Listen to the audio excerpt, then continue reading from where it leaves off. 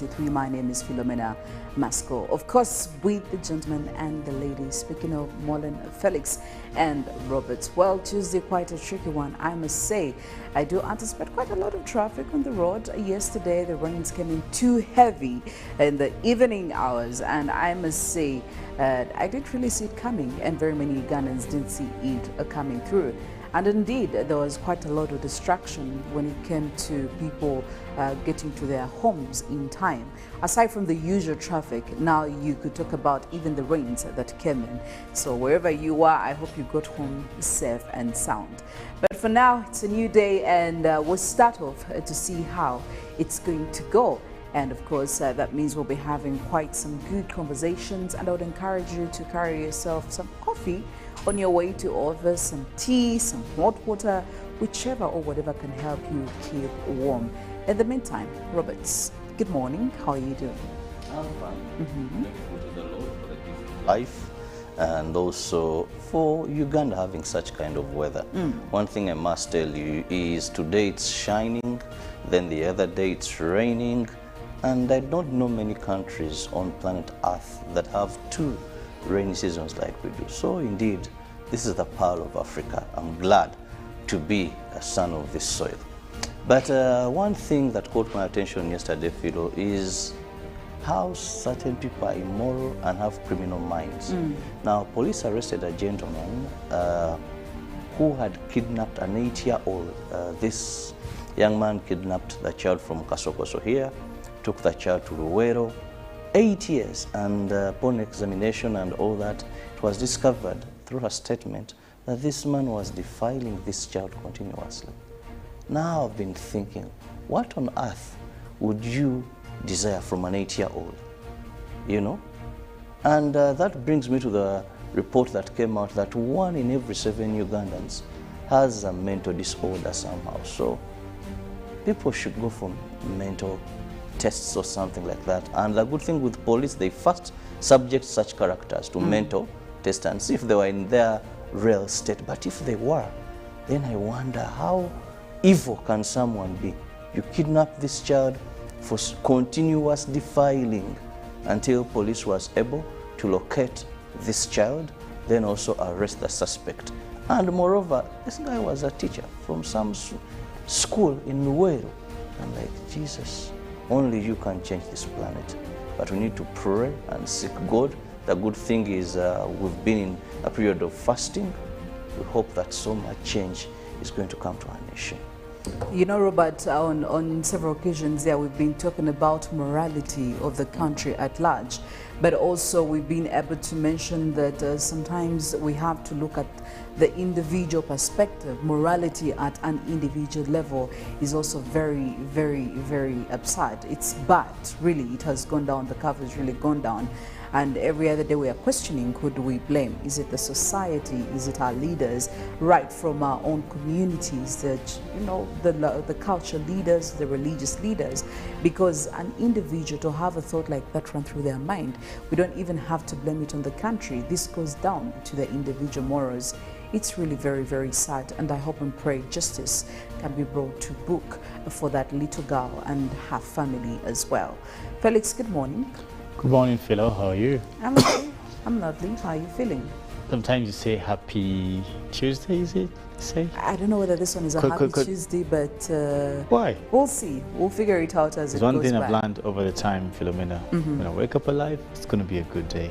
Okay. It is already a good day. We'll take that as a win. I can tell you as a matter of fact, if you have any sick people, relatives or friends, or people you know of, their families who are probably mourning their loved ones, and all these things that are around us, very many things would make us not feel happy where we stand.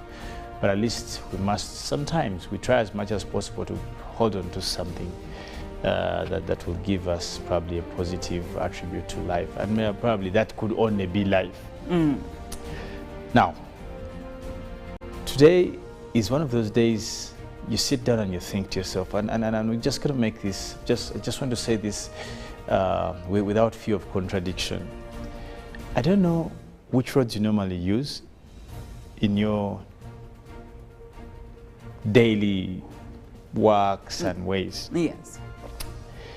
if any of you uses any of these roads, and I'm presuming people, probably Kirabo, Robert, and Mollen, not sure.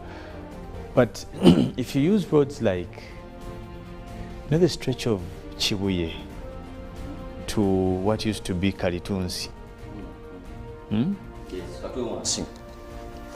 then if you use roads like Machindi, where there are lights, I think Kuranama, I don't know, where there's the traffic lights, then you come down through Kalenda to Salama Road. Now, from Salama Road to where it ends to Munyonyo, people who use the road of Saapolo, people who use industrial area road, where do we live? And for me, today I just want to ask whoever is watching and is in any form of leadership in this government, the NRM government, are we living in this country? Can't we see what's happening in this country? You know, we have dilly-dallied enough. Let's quit with the pretense and trying to try and make things look nice. Is this a country we are proud to look at? Have you passed in any of those roads? On Friday, I used the industrial road. I almost made a U-turn to return to where I was coming from. It was Guys, bad. It was really bad. Let's stop this whole thing of trying to make things look okay. There's a man called the Lord Mayor in this city. What is he lordshipping over? Ceremonial mayor. There's an executive director, deputized. That is a full office. There's a full KCCA. Come on, let's quit with the jokes. Trains, you know, every time, and even before, every time it trains, holding other factors Philomena. constant. And I'm not saying that the roads are okay when it's not training, but every time it trains, the worry is that most of these potholes that you usually see have been filled up, is that whatever it is they fill these potholes with is going to be washed away. And indeed, you're going to find people. In fact, really this issue doesn't need English. Let's stop speaking to Zoom. Kirabo, have you been? You know. Now let me tell you, Brother Felix. I move on Salama Road. You just said before, Robert. You know that Salama Road leads to a national referral hospital. Now, the good thing, Brother Felix, you can attach the word good to the thing. the news I have for you, if you look at the roads, KCCA received money to work on, and we discussed this. I remember, Philo, you hosted Simon, Kasiate. Salama Road is among the roads that are going to be worked on. Industrial area, that is among the roads that are going to be worked on. And they actually said April is when the actual works are going to start. So I am waiting to see. Have you seen any start, Robert? Because at least you're from that area. Honestly. There is, and when they said Busabala, they commissioned it. People in Busabala will tell you what they are going through. It's not that very easy. But the challenge is one. We don't have a proper fund for road maintenance. The executive director of KCCA, Chisak, has come out and said that the money we are getting as KCCA is too little to do the work we need to do. Well, we have very many issues. And she gave you the calculation that I think they need about 11 billion and they are getting 1 billion, which can literally do anything. So the road maintenance unit, because what happens, these roads are worked on, but because there are no repairs, a small hole later turns into a lake. Let me give Mollen, good morning. How are you doing? Well, I think the gentlemen are really taking it quite a distance. But good morning. It is the Uganda we love and the Uganda we help build. So I think it's also a very important discussion to have. But also my concern still talking about how we are going about this whole construction thing. I don't know who picks out the dates on when they should be doing construction. Because let me tell you one thing, April is a very, very rainy month. And even when we're giving out forecasts, we do pick out the months that are peak of the season. Now, how did they end up? Robert just said that they said the minister, was it the minister who came in and was talking about working on those roads in April? And the spokesperson for KCCA. And how did they even come up with that? Because that's going to hinder the construction or whatever you're doing within that period of time. And we give this forecast earlier on, and they are aware. KCCA is aware. I'm sure the Ministry of Kampala is aware. that this is a peak month. Now, how do you choose April to work on such road? And by the way, we're not even sure that they will do it, because this has been a pending issue. Each financial year, they say stuff like that. We're going to work on Salama Road. We're going to work on, there's this other road actually, Busabala Road.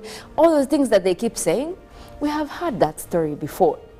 And let me tell you, but the money has always been there. I don't even defend them, because these are same roads that we have grown up on. We have seen them year after year. They come and promise we're going to work on them. They never actually do. This morning, as passing via Sao Paulo towards the Nankulabi lights, that place is dead. There's a swamp there. There's a ditch. Now you have like all the lakes in Africa. Exactly. So recently, it used to be so bad. So recently they came, and I don't know, whatever they had put just to cover the area. Yeah, so that's like one of the biggest so they covered, worries. But guess what? When it rained, it washed away everything. Yes. It washed away everything, and now it's back to the way it used to be. Now, I don't know whether whoever was trying to cover up that area most likely ate the money for that particular place, and they were covering it up. And now they're going to go back and say, the road is now, we worked on it, but now it has gone worse. Yes. And this is the same authority saying we're going to work on these roads in April, while whatever you're doing is being washed away. Something I wanted to say before Mollen came in here, and for me this is my biggest issue of contradiction. You see, why I have no kind words for this whole, you see, when you talk about Ndugu Simon has to do PR. Can Simon come and say that and you see the car the man drives?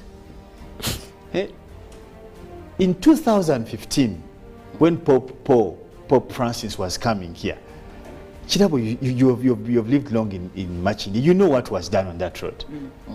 It's hardly even 10 years away. Even Chogam. It's hardly.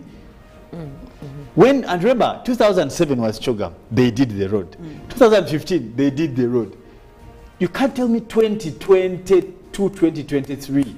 That road, we are also talking about that. Now, there's a problem.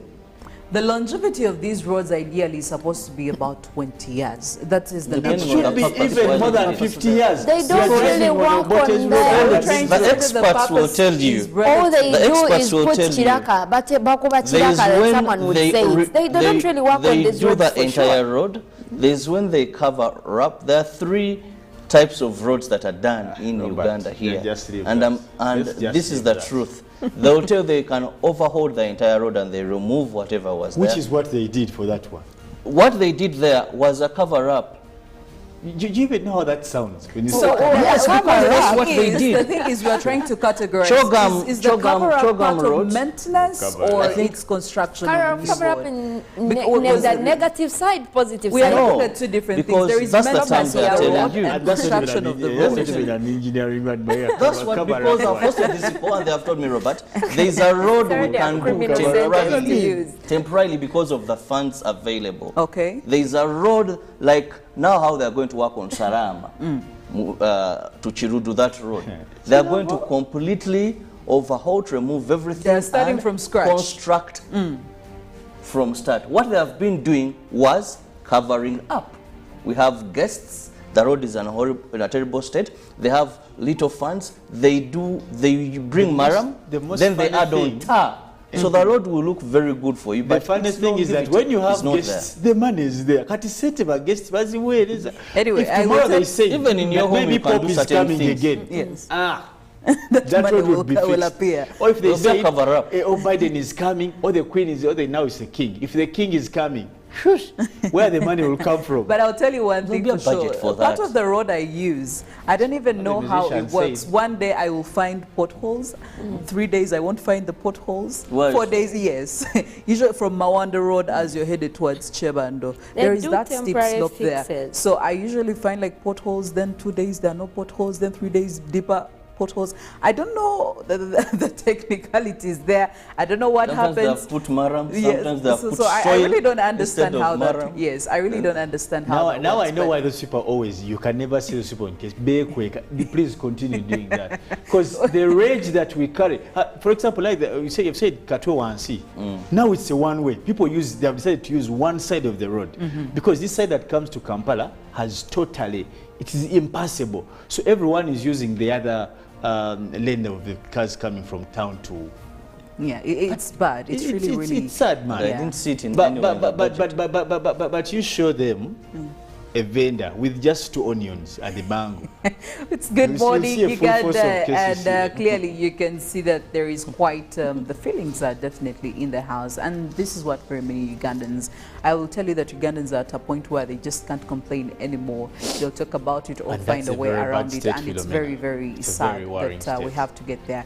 Anyway, we'll go through our local stories right now and international stories, what's happening here in the country. Robert. Well, we'll begin with the politics in Rwanda, where President Paul Kagame was again elected as the chairman of the RPF. Now, President Paul Kagame was re-elected chairman of the RPF ruling party at the 16th annual conference that took place at the RPF Ito Tanyi party headquarters in Rusororo. Kagame faced competition from Abdul Karim Harilimana, who promised to deliver similar results after spending considerable time with the former chairman. However, out of the 2,102 voters, Kagame was elected with 2,099, while Harilimana received 3 votes.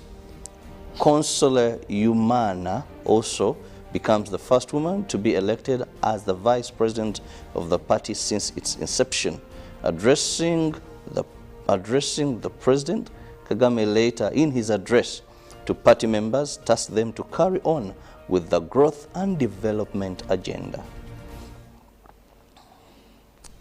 Now, the First Lady and Minister of Education and Sports, Mrs. Janet Museveni, has launched the BRAC for People-centered program that have empowered people and communities of Uganda for the past 17 years. Mrs. Museveni, who was chief guest at the celebration of 50 years of BRAC, requested BRAC to share with the Ugandans the magic that makes the Bangladesh-founded organization work so well and excel in serving the various communities. And now going to Kenya, it was business as usual on the streets of Nairobi and Kisumu City in Western Kenya. The 2 commercial hubs were the recent hotspots for protest instigated by opposition Azimio camp over the high cost of living.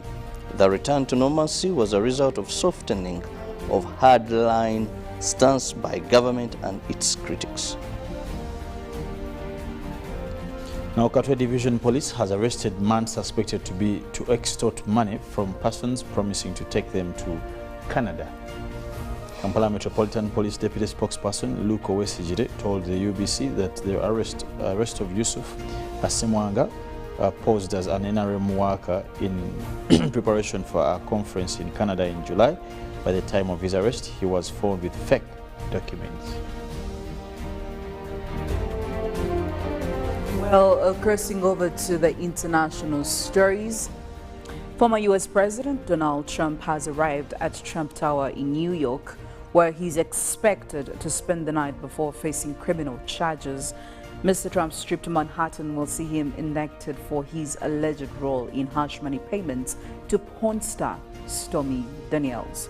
The exact charges he faces will be disclosed in full at the hearing at around 14:15 local time. Mr. Trump, 76, is the first U.S. president in history to face a criminal case. He denies wrongdoing. Witch hunt, Mr. Trump, a Republican, wrote on his Truth Social platform shortly before traveling from his home in Florida on Monday, a phrase he has used to criticize other investigations he has faced. Every moment of this 24-hour trip by the former president and 2024 White House contender is being closely watched nationwide. The Chinese balloon that flew over the U.S. earlier this year managed to gather intelligence from military bases for days before it was shot down, U.S. media reports. The balloon was able to transmit data to Beijing in real time, citing U.S. officials. Now, the craft picked up electronic signals rather than taking pictures, according to the official quoted by the network. The White House didn't confirm the report, but U.S. officials say they managed to limit the balloon's intelligence gathering abilities as it floated over the country. But U.S. officials did come through to say on Monday that a Defense Department spokesperson said that the FBI was still examining the balloon debris. We do know that the balloon was able to be maneuvered and purposely driven along its track, said spokesperson Sabrina Singh, who declined to say which military installations the balloon was able to hover over. Now, in the Democratic Republic of Congo, at least 21 people have died and several others are missing a day after a landslide in Eastern Democratic Republic of Congo. The bodies of 8 women and 13 children were discovered after the landslide hit a river in the locality of Baloa on Sunday as people were washing clothes and cleaning kitchenware, said Voltaire Batundi, a civil society leader in the wider Masisi territory. One person survived and has been taken to health care, he added. We think that maybe in the mud there are still other bodies, he told Reuters news agency by phone. Such efforts have continued on Monday, a spokesperson for the governor of North Kivu, that includes also Masisi, he said.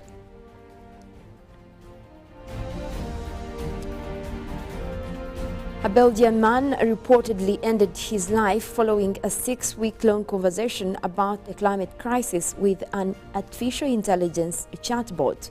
According to his widow, who chose to remain anonymous, Pierre, not the real man's name, became extremely eco-anxious when he found refuge in Eliza, an AI chatbot on the app called Chai.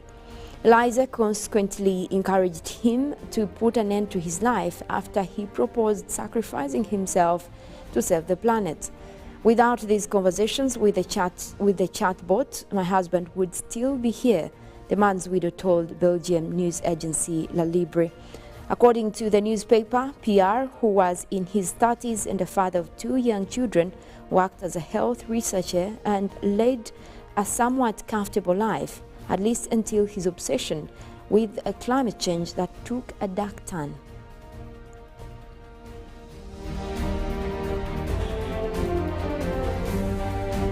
Well, it's still Good Morning Uganda, and a lot of stories will definitely be trailing in. And as the day goes by, of course, there is a lot that will be happening in the country and global-wise. But for now, we'll look into your health this morning, Robert. Well, I have hallelujah tamarind, hallelujah ginger tea, and what these do is they boost your immune system. So every morning, make it a deal. Think about your health, prioritize your health, and I guarantee you, you will make a bit of savings because you won't frequent the medics to spend your money on treatment. Well, Good Morning Uganda still continues. We'll go for a break. When we get back, we'll be having some more interesting conversations on the newsreel. So you can be part of it. Get into our socials, Twitter and WhatsApp. And obviously, as we go, Owen Mollen will be coming back in here to let us know more on weather and climate and give us the forecast for today. Whether we shall be following through with the same pattern of rain, some time. You need to ready yourself for that. But also, she'll be giving you the insights on the traffic flow this Tuesday morning. And later on, we do have the agenda queued up as well. Make sure you don't miss that. And sports highlights as well. And GMU Extra will be in much, much later. Good morning.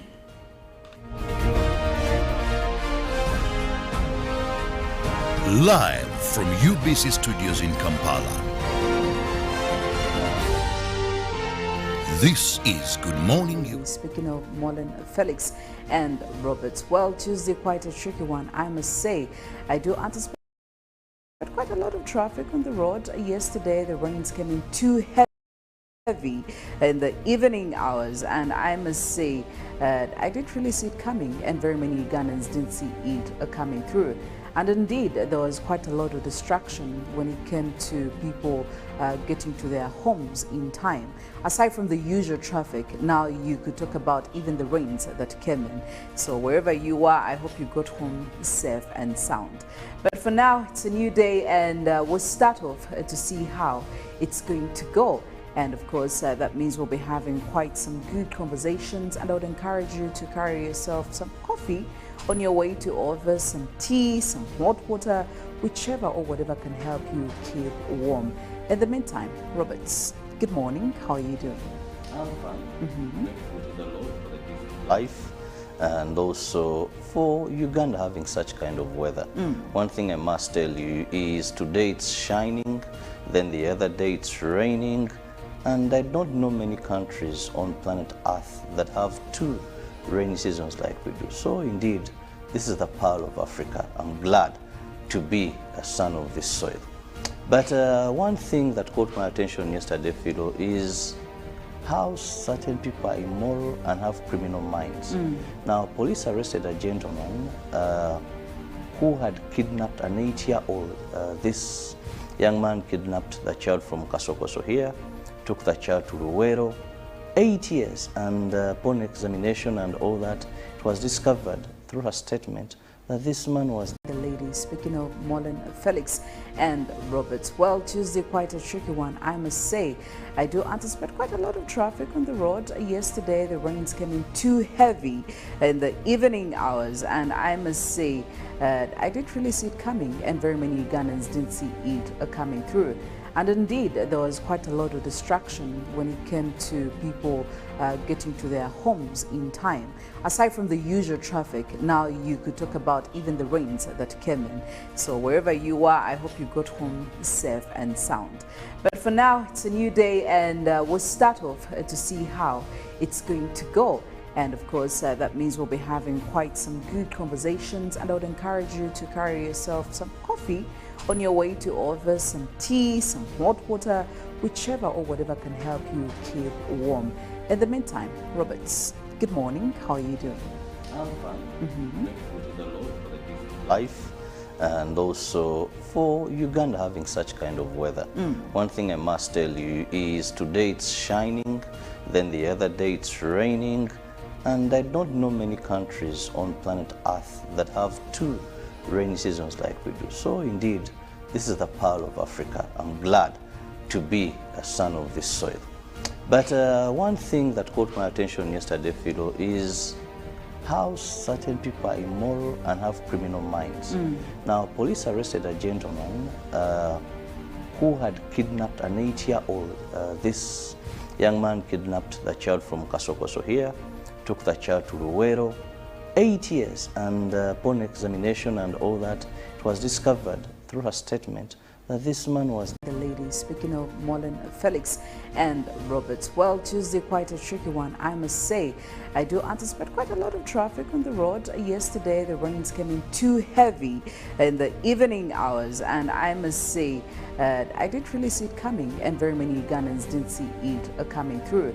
And indeed, there was quite a lot of distraction when it came to people getting to their homes in time. Aside from the usual traffic, now you could talk about even the rains that came in. So wherever you are, I hope you got home safe and sound.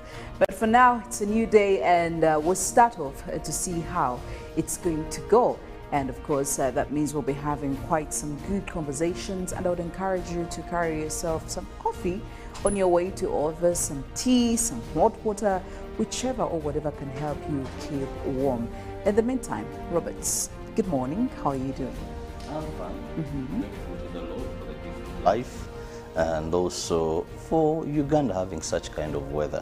One thing I must tell you is today it's shining, then the other day it's raining, and I don't know many countries on planet Earth that have two rainy seasons like we do. So indeed, this is the pearl of Africa. I'm glad to be a son of this soil.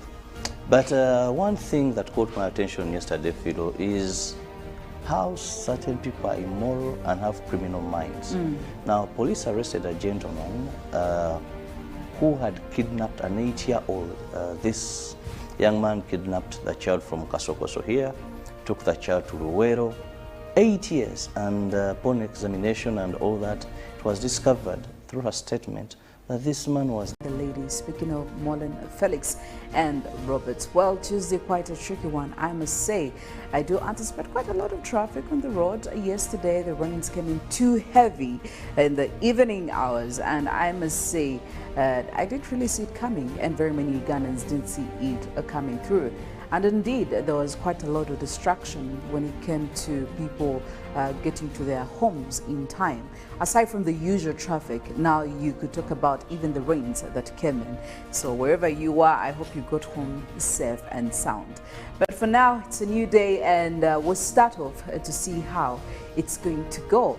And of course, that means we'll be having quite some good conversations, and I would encourage you to carry yourself some coffee on your way to office, some tea, some hot water, which I need you to send the money to my mother. Let me send you her number and you send it to her chap.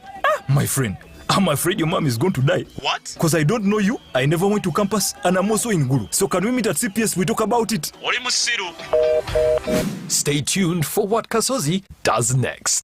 Tofera. Refrain from unnecessary engagements with strangers over the phone. This message is powered by the Uganda Communications Commission.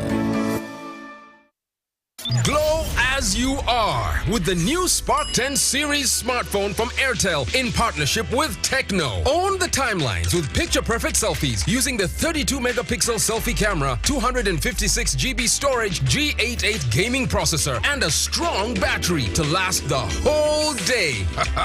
Toakana. The Spark 10 smartphone comes with free 3 GB from Airtel and 100% bonus on weekly and monthly bundles every month for 3 months, so you can stay connected to a world of possibilities. Dial *100*5# to enjoy free data. The new Spark 10 is available in all selected Techno shops countrywide. Airtel, the smartphone network in partnership with Techno. Stop at nothing.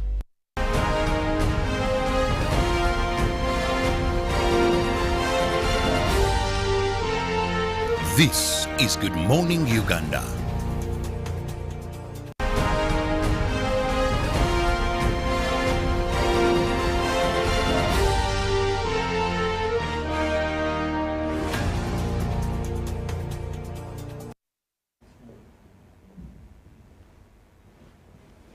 Good morning, Uganda. 4 minutes past 7 a.m., 4th of April, 2023. My name is Philomena Mastiko with Felix Nkunda in this newsreel. Get into the conversation as well. Get onto our WhatsApp. Make use of our Twitter.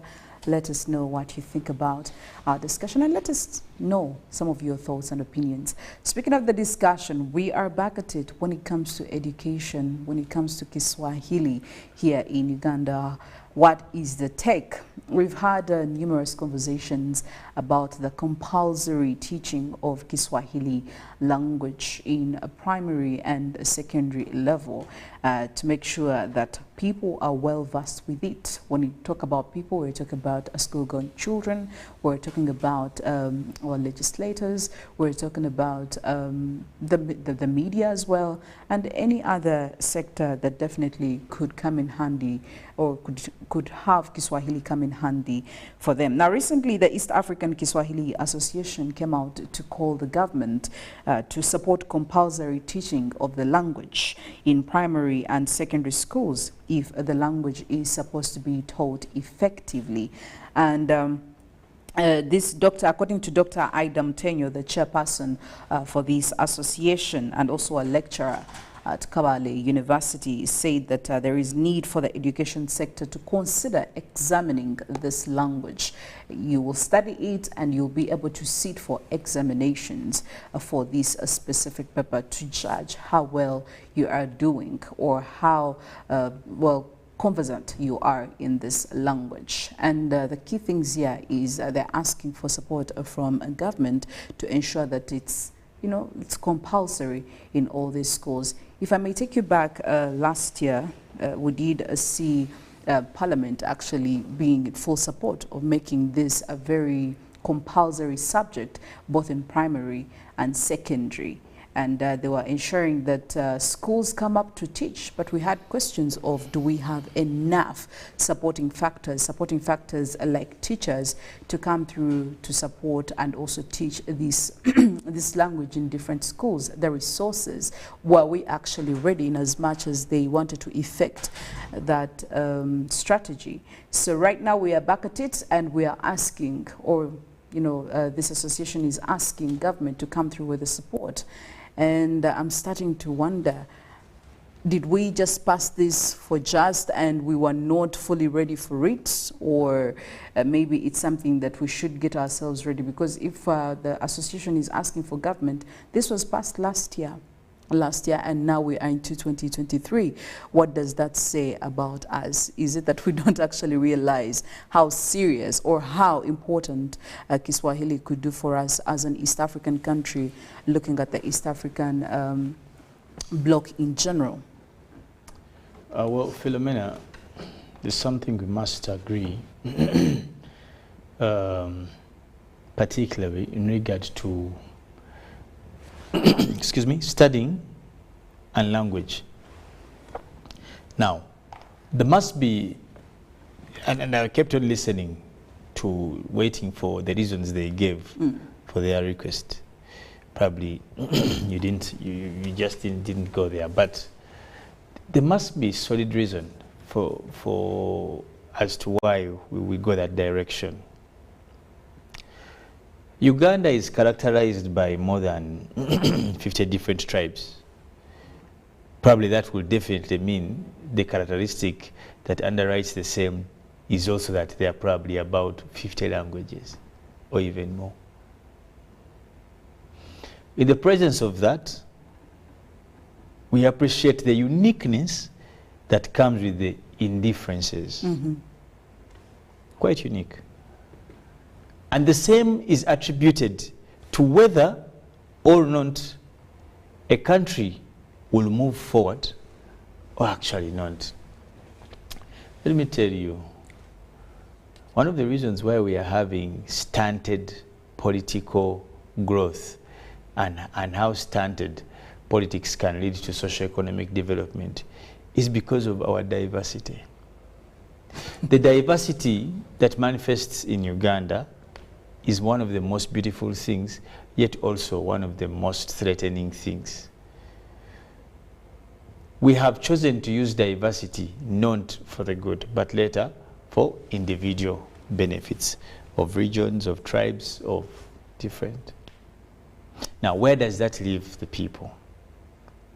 Commonality of a language should be a unifying factor for all aspects that could be stretched from political, later on to as light as cultural. The use of Swahili or the teaching of Swahili at that level, primary, or because we are talking about prior next being examinable, but in secondary it's already being taught and also being examined. Now, that probably is an answer to the previous request or minute recorded at the East African community, where Swahili was appreciated to be a common language or medium of exchange for the community. It is not enough for us to discuss language in the sense of whether or not we need Swahili, whether or not they should study it. We should take this larger for us to appreciate the reality that comes with having a unified language as a region. Not even just for the country, but looking at the East African because bloc. Swahili is a regional approach. Why do you think it was not English that was chosen? So that, let's just say, we maintain the countries who have not been speaking English, the Congolese, the Rwandese, the Burundi, and I don't know, Somalia. Let's teach them English, because at least you have Kenya and Uganda who have already moved their mind. Probably fairly also Rwanda. Felix, one Kenya would say Uganda. if versus English, maybe somebody's trying to beat linguistic imperialism and, just getting back to our roots. Yeah. That could be true. But look, let's look at it in this way, because there must be direct relevancy to the different aspects that we intend to use language for. One, commercial transactions. What is the relationship between language and commercial transaction, growth of commercial transactions? Is there a direct relationship? Do we normally ask that question? Because that would inform us on how to go or how to take it on. Let's look at politics. Do we need this unified language to enhance good political policies or even leadership? Third, academics. Socialization. For some of you who have moved this world, you've noticed that some of the things that every country will hold tight onto or grip onto is their identity. What is Swahili? Can Swahili become an identity of the region? I think it can, because it has already been actually recognized by United Nations as being one of the most commonly spoken. Where? In the East African region. Is that persuasive or binding? Even African Union as well has already noticed this. In fact, I could say it's the second language for them. Good. Now, isn't that, if that be said, how do you qualify that to make sense out of it? It is as good, like I've always said here, that what's the good in knowing that Philomena can speak good English? What's the good in that? If that good spoken English cannot be a reason for them to earn or to survive. Because we shall get to a point where we have made Swahili look like it's stylish, yet useless. Someone can do very nice Swahili, but useless. When they're given the opportunity to speak it, they will speak it. But what's coming out of them speaking of this, speaking this language? How beneficial it You get the point. Mm-hmm. Now, all these things, we must answer them. When you want to take this language, teach it to kids, there's a motive. Are we just doing the work as I said, an association of Swahili speaking, whatever? Like, are we just doing the work? Or we are trying to find benefit out of this? When a child studies Swahili up to P7, and let's imagine they are dropping up from there, can Swahili be a survival tool?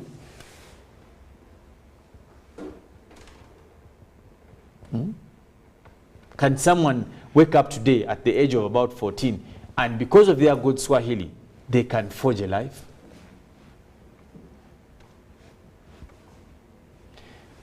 The answers we get when we ask ourselves these questions should inform us whether or not we are taking it right. I want to wake up one day. Let's imagine the same discussion is lodged into agriculture as a subject.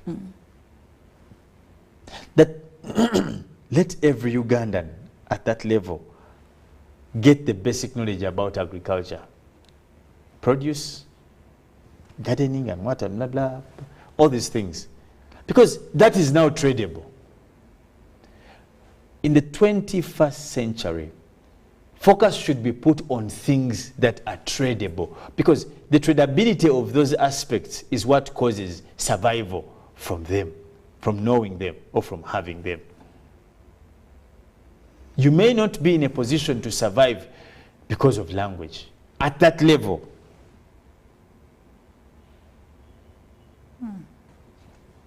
Okay. If you are a good Swahili speaking person, and we're just trying to put out there the best alternative, not that we are attacking Swahili or what, or we are in dispute of what they're saying, but shouldn't we start reasoning a bit further than where we stand? And we have said this again and again and again, that when we talk about language, when we talk about education, basic education, what is basic? What comprises of basic is that eventuality that will be manifested from what is taught or what is known to be basic. That eventuality that comes out of the basicness of what is being taught that can help you survive. Surviving at what level? Primary at level? Secondary level? At all levels. At all levels. Because if you want to teach it in primary, Because between you and me, you know, compulsory right from primary. Yes. Between you and me, you know that in Uganda, you'll have a chunk of kids who will drop off at P7 true. and find a way to get fixed in our economy. Now, when someone comes to your shop, let's imagine Philomena, you have a shop, and they tell you, I'm a good Kiswahili-speaking person. In Uganda, on a day, how many clients do you get at a shop who speak Kiswahili and cannot understand another language? And we all do business. You go to the arcades downtown. Now, once you put this discussion at the seesaw, this side we put the language, and this side we put exposure. So Felix, can we actually say that with this argument, when you look at Kiswahili in the context of only Uganda as a country, it may not be, within the country rather, it may not be exactly beneficial. It will be beneficial when we are talking about Uganda connecting with other countries, but within... In particular cases, you can also add that. In particular cases. It will be relevant in particular cases. So, because, yes. Do you think it's a necessity for me to trade with the Kenyan or Tanzanian to be speaking the same language? Well, do you know the language of business? Which one is that? The sound of money.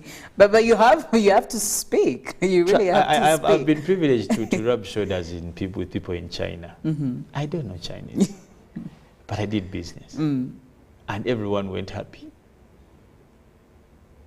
The requirement for us to, because and this is for me you cannot front language as your tool of trade. But you can front basic knowledge. Maybe basic exposure. Maybe it eases the trade. It may not necessarily and do who a lot told of you are wonders, looking for ease? But it eases. Who told you are looking for ease in all we this? are all looking for convenience when it comes to trading. No. If it's more convenient. That's why, because Philomena, we must agree, we are looking at a basic Ugandan. Okay, a basic Ugandan, that a child from in Chasanga village in Kalungu somewhere in Zimbabwe in the corridors of Moroto, Tororo, someone there's a UPE school, they have been privileged to go P1, P2, P3, P4, P5, P6, P7.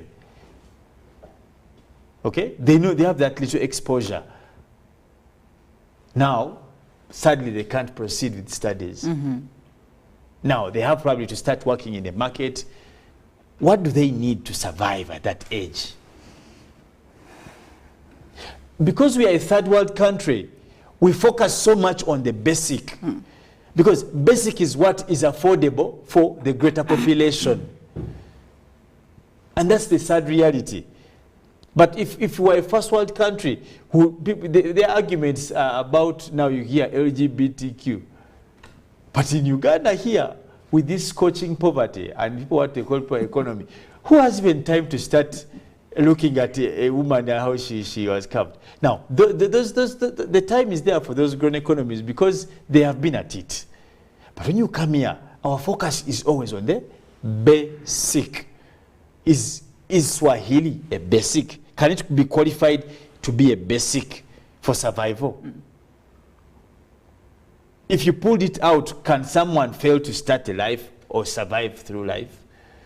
Because one of the biggest advantages that have been fronted, even by Parliament itself, they'll tell you when it comes to... I wonder why you keep on. I know why you keep on quoting Parliament. But because they're the legislature. And then to make it worse, you put even the Kawad. Even by, you make it look like the greater authority. No, but because one of the greatest things we are looking at is trade in East Africa, and whether you like it or not, Felix, it is. You cannot do away with the fact that this language will create familiarity. I am not saying, but let's be honest, yes. Philomena. On a spectrum of 100 Ugandans, how many out of 100 people directly deal with foreign? Of course, they're not really. Have you ever done business across the borders to Kenya, Rwanda, or Tanzania? I actually have, but I cannot say that everyone else has done. How often? Let's say in a span of 5 years, how often do you do it? Well, not really quite a lot. So can that inform why you make a decision?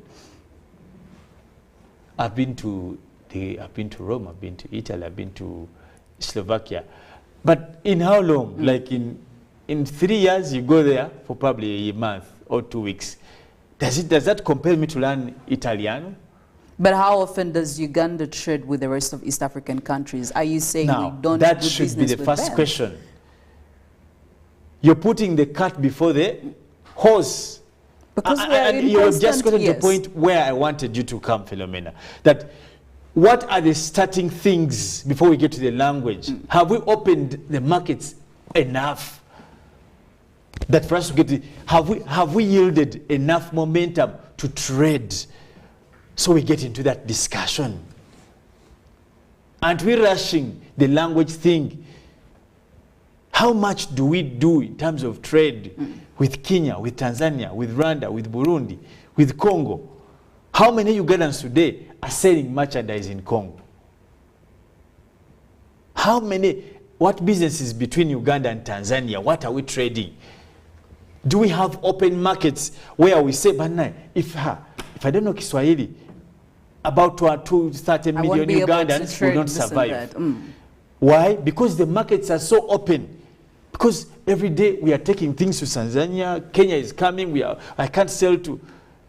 How open is the market for us to start discussing communication?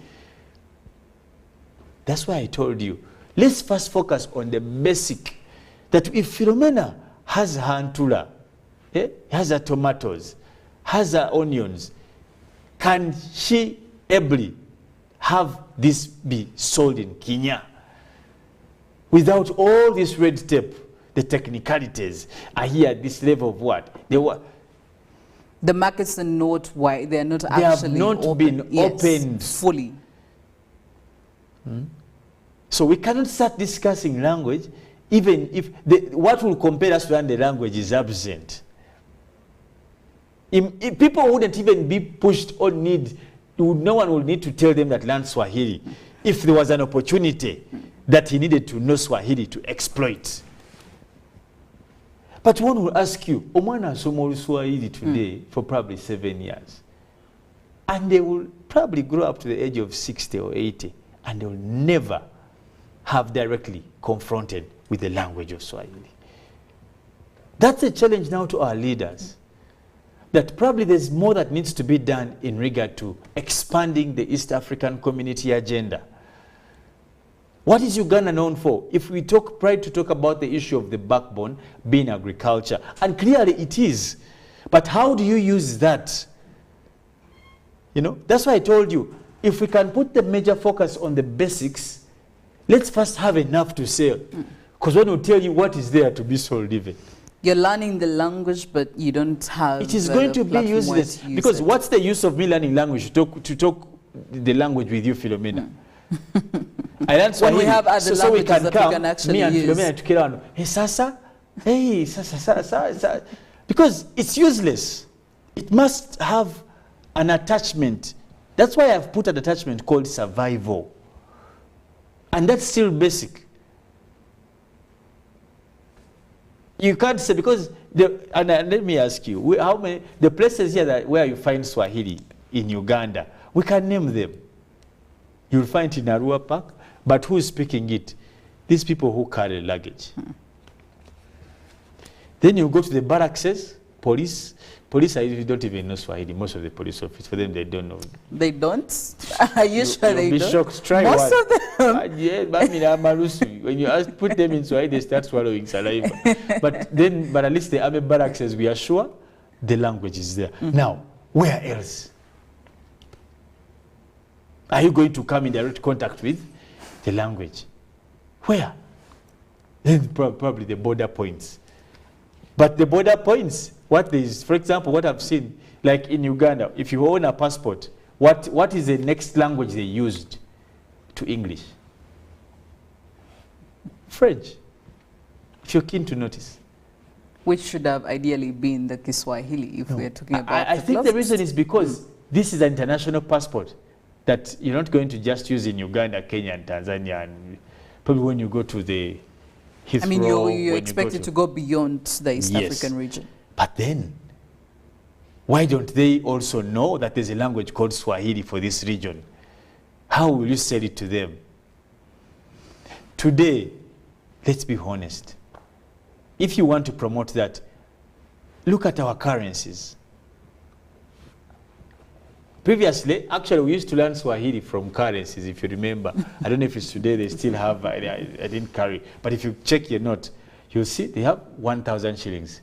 And then they say, Erifu, or something like, yes, shilingi mia moja, shilingi mia mbili, shilingi mia tatu. That was on the money. Is it still there? Have you, when is the last? Because all these things try now to talk to relevance. Relevance. So, for me, when you want to talk about this whole thing of language, Philomena, it comes third or fourth or fifth. But we must start with the basic. Let me tell you, do you know why people flock China today? We know very many. Does China speak English? Let's be honest. Of course they don't. Even now, the ones we have in the country. But let me tell you, people come from countries like, let's say, let me use Slovakia. Slovakia has its own language, don't even English, and China has its own Chinese, but they still go and do business. You see, if some of you who loved science, and let's even use basic science of primary, which everyone studied at least, what attracts bees to flowers? To pick that nectar from the pollens. Okay? It would be unfair for us to start saying that the bees, why do you think bees visit particular areas, not other areas? While flies may visit other areas and not also other areas. We must concentrate on growing or emancipating our center of opportunity to attract the bees. Trust me, people will be learning Uganda here if there was something to take from Uganda. Well, we're talking about a government that has been asked to ensure compulsory teaching of Swahili in primary and secondary level of education, at least here in our curriculum. And also that definitely would be resorting to education reforms. I have Georgia who is saying that Kiswahili should be a want, not a need here in Uganda. My point exactly. It should not be exactly prioritized, but if you can, it will come in handy in whichever transactions you are trying to do. But making it compulsory is not a golden point that government should be looking at right now. And I also see a comment coming in from Hilda here saying that whether we like it or not, Kiswahili is in our communities, and I think it kind of, I don't get what she's saying, but I think the meaning is that it kind of lays a soft ground for people to transact, especially if they're going to transact within other countries. And I do also have another comment here from Gilbert saying that we survived without Kiswahili and we are yet to survive without it for now. So are we trying to say that it being compulsory definitely will not change anything when you're looking at the East African spectrum? Should it be optional, or those who can actually grasp it, well and good, good for you. Those who can't, probably we have option 2, which is English. You'll find people trying to throw English here and there. I mean, how many Ugandans have been in Kenya and they don't know Kiswahili and they've still survived? Philomena, have you ever went to purchase something from someone who doesn't know English? Well, yes. But yes, but you have to buy something. Yes, I have to buy something, and I bought it. And they rather forge their English, me, you, sell, thief, what? They'll throw words around here and you there. also struggle with the language they're speaking, Luganda. Hey, Bidi, I've been through that. Like, but do you know why you go there either way? Yeah. The value they have accumulated.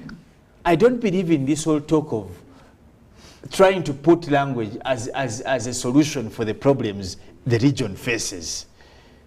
I rather believe that what needs to be done is to emancipate the greed and need to form basic value, accumulate that value as a community, as an institution.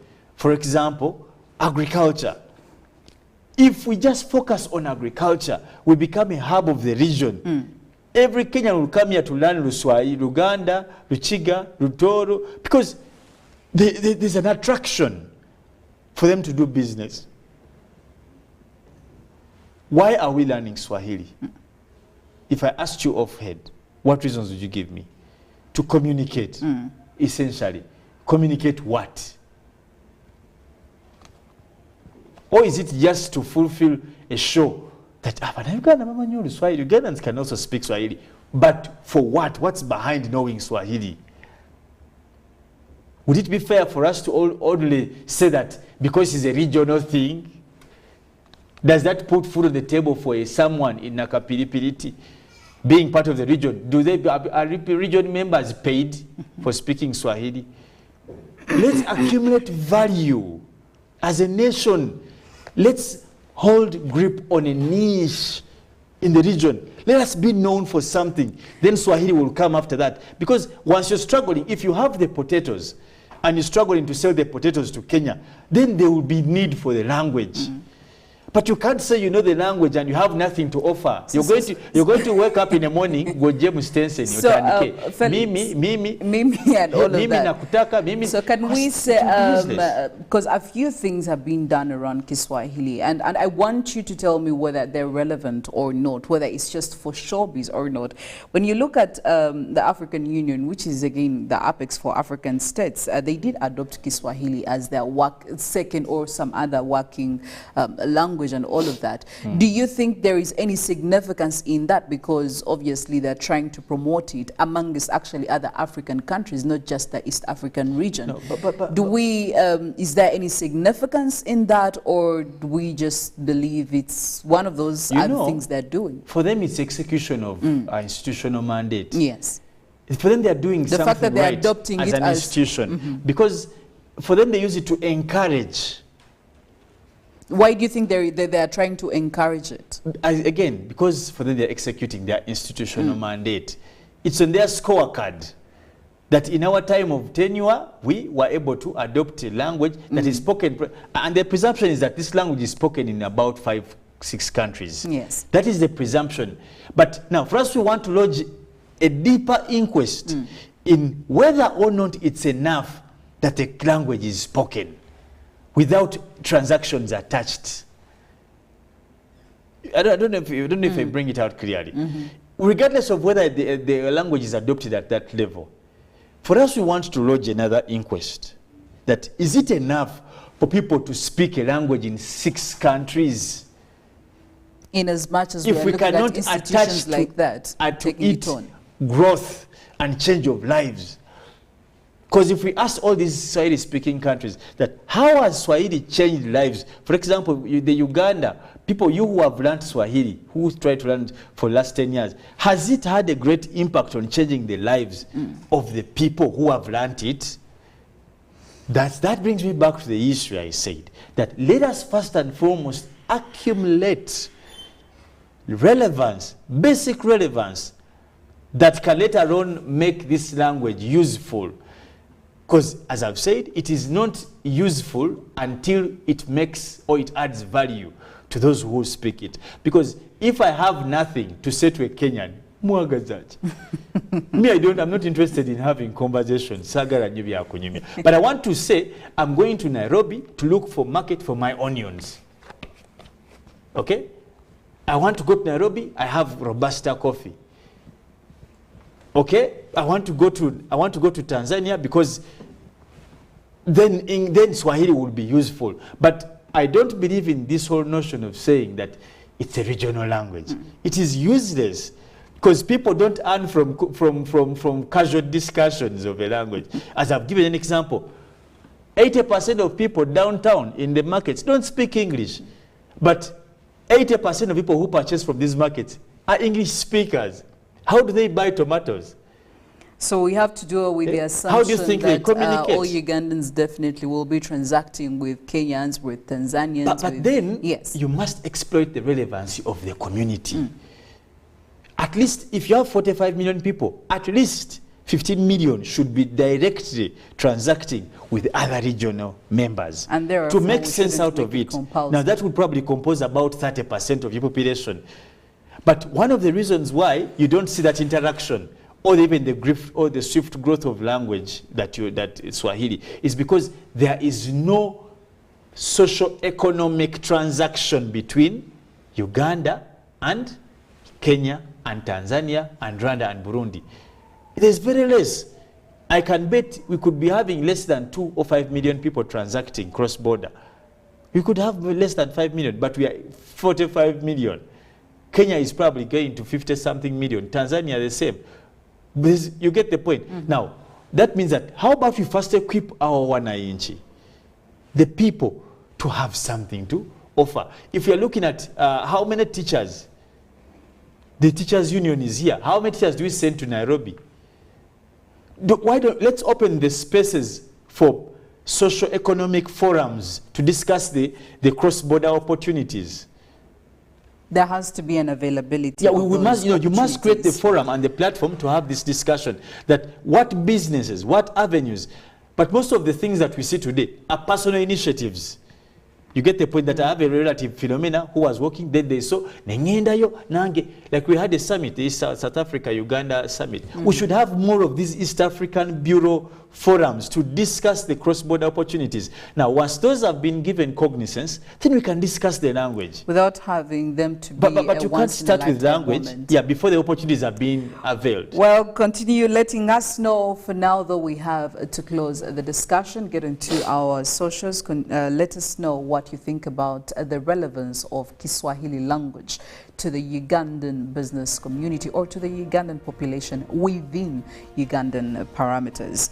For now, we'll look at the big stories in our papers. The New Vision: fake doctor lures and rapes 60 women. And they're giving you a full story on that. Victims say they were lured with job promises on social media. Museveni to meet Putin. And also looking at Bakaleke released on bond, DPP to decide charges, and why NEMA suspended dustbin requirement in vehicles. These questions have been looming around as to why there was a change. You can get the full story in the New Vision. Looking at the Daily Monitor, measles outbreak scare hits schools, and samples taken to Uganda Virus Research Institute for confirmatory tests after Mulago Hospital reports handling 3 cases, and some city schools asking parents to keep away children presenting with symptoms associated with a viral disease. On the throne, Luero, West Rwenzori gets new bishops. Grandfather held for burying girl alive. And looking at some more stories from Sewanyana Segirinya return to house today. And the Daily Nation: search for Ruto rider deal starts. And still in more stories, a death of 2 students sparks fears over safety in schools, and Kenya's debt up on weak shilling. And also looking at healthy nation struggles of our pandemic babies. Get yourself the Daily Nation, Daily Monitor, and the New Vision this morning. I will go for a break. Mollen will be coming through with weather and climate. Good morning.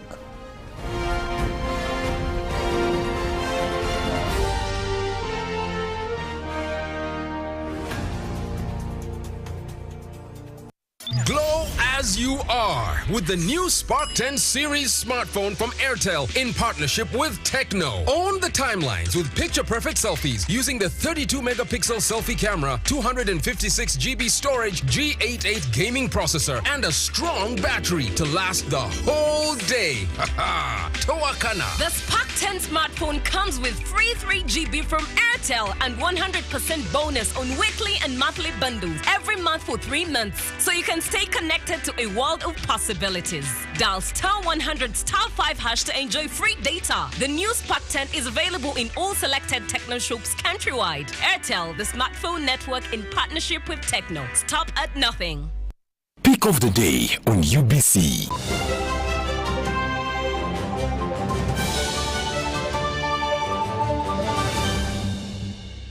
was brought to you by Gatawo with MTN Momo Advance. Momo Advance tops up your Momo to complete your transactions. Dial *165*5*3# to apply. MTN Momo Advance is always available when you need it.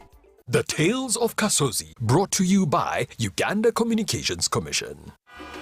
Hello? Hello? This is Kasozi. How can I help you? Hey, Kaso's my brother. Long time. We last met when we were at campus. It's been a while, but you are the person I'm looking for. Campus? Really? Hey, you don't remember me? Okay, so how can I help you? I'm stuck in Gulu making millions, and I need to urgently send money to my sick mother. But I can't find any mobile money agent near me.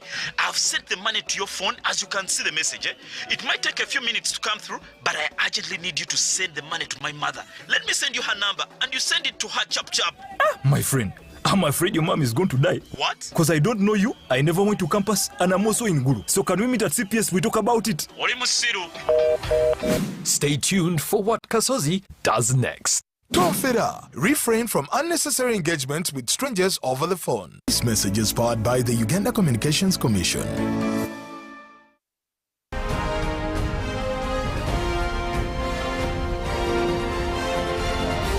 This is Good Morning Uganda.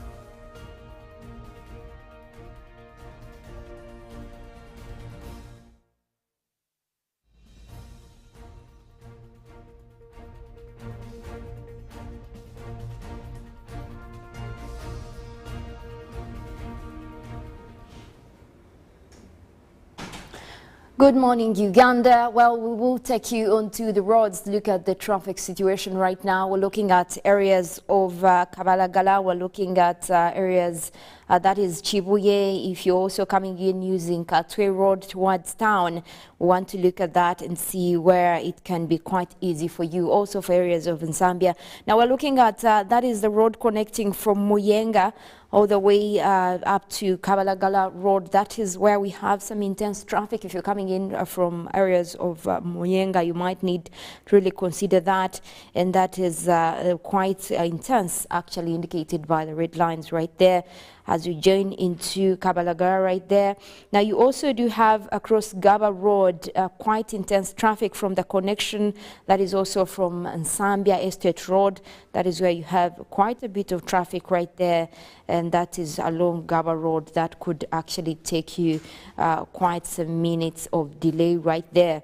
But beyond that area, beyond the road joining in from Nsambia Estate Road, you do have a little bit of clear traffic indicated by the green lines right there as you head into town. You also have some short distances of intense traffic, but also quite easy to maneuver from there as the intense traffic is really quite behind that area. Also, if you're coming in from Chibuli, it looks like most of those roads around that area look to be having clear traffic for this morning. And I look at Prince Badri Road, that is also looking quite clear, indicated by the green lines. That is quite okay to use this morning in terms of traffic. Now, as well, if you're also coming in from Zambia side, look at Kenyena Road, that is Kabega Road, also looking like it has clear traffic for this morning, and that would be easier to use this morning. But again, as you join in, that is right coming in from Gaba Road, also the road coming in from Zambia, you have intense traffic that now starts to build up.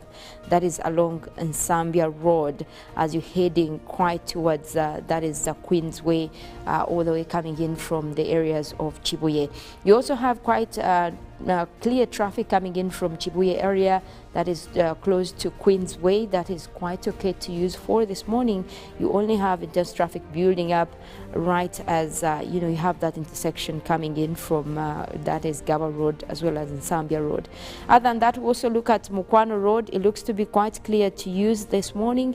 That is coming in from the upper side of that is Chibuli as well. It looks like that is quite okay to use for this morning. As you maneuver towards town from Queensway, you do have quite some traffic building up over there. You also have to remember that we do have a little bit of construction going on across the clock tower, but it looks like that is where we have quite some intense traffic building up this morning, connecting all the way up to Entebbe Road, joining into the upper side of Kampala Ginger Road and Kampala Road. You do have intensity in traffic right there building up.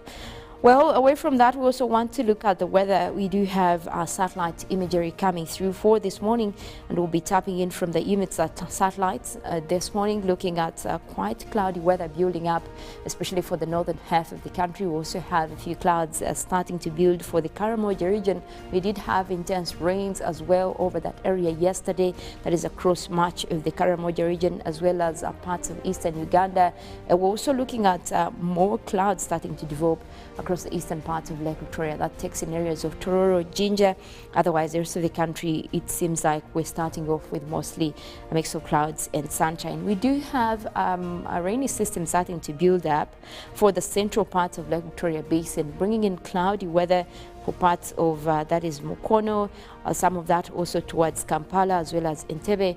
And that is where we're likely to have also a few rains building up later on. But it looks like we have reduced wet weather conditions for much of today across several places. Compared to what we had yesterday, at least today we're looking at quite a relief in terms of wet weather conditions for much of the country. However, for the southern sector, we might still be dealing with some of those rains, but we're looking at a reducing trend, especially for much of the north. Mostly cloudy for now.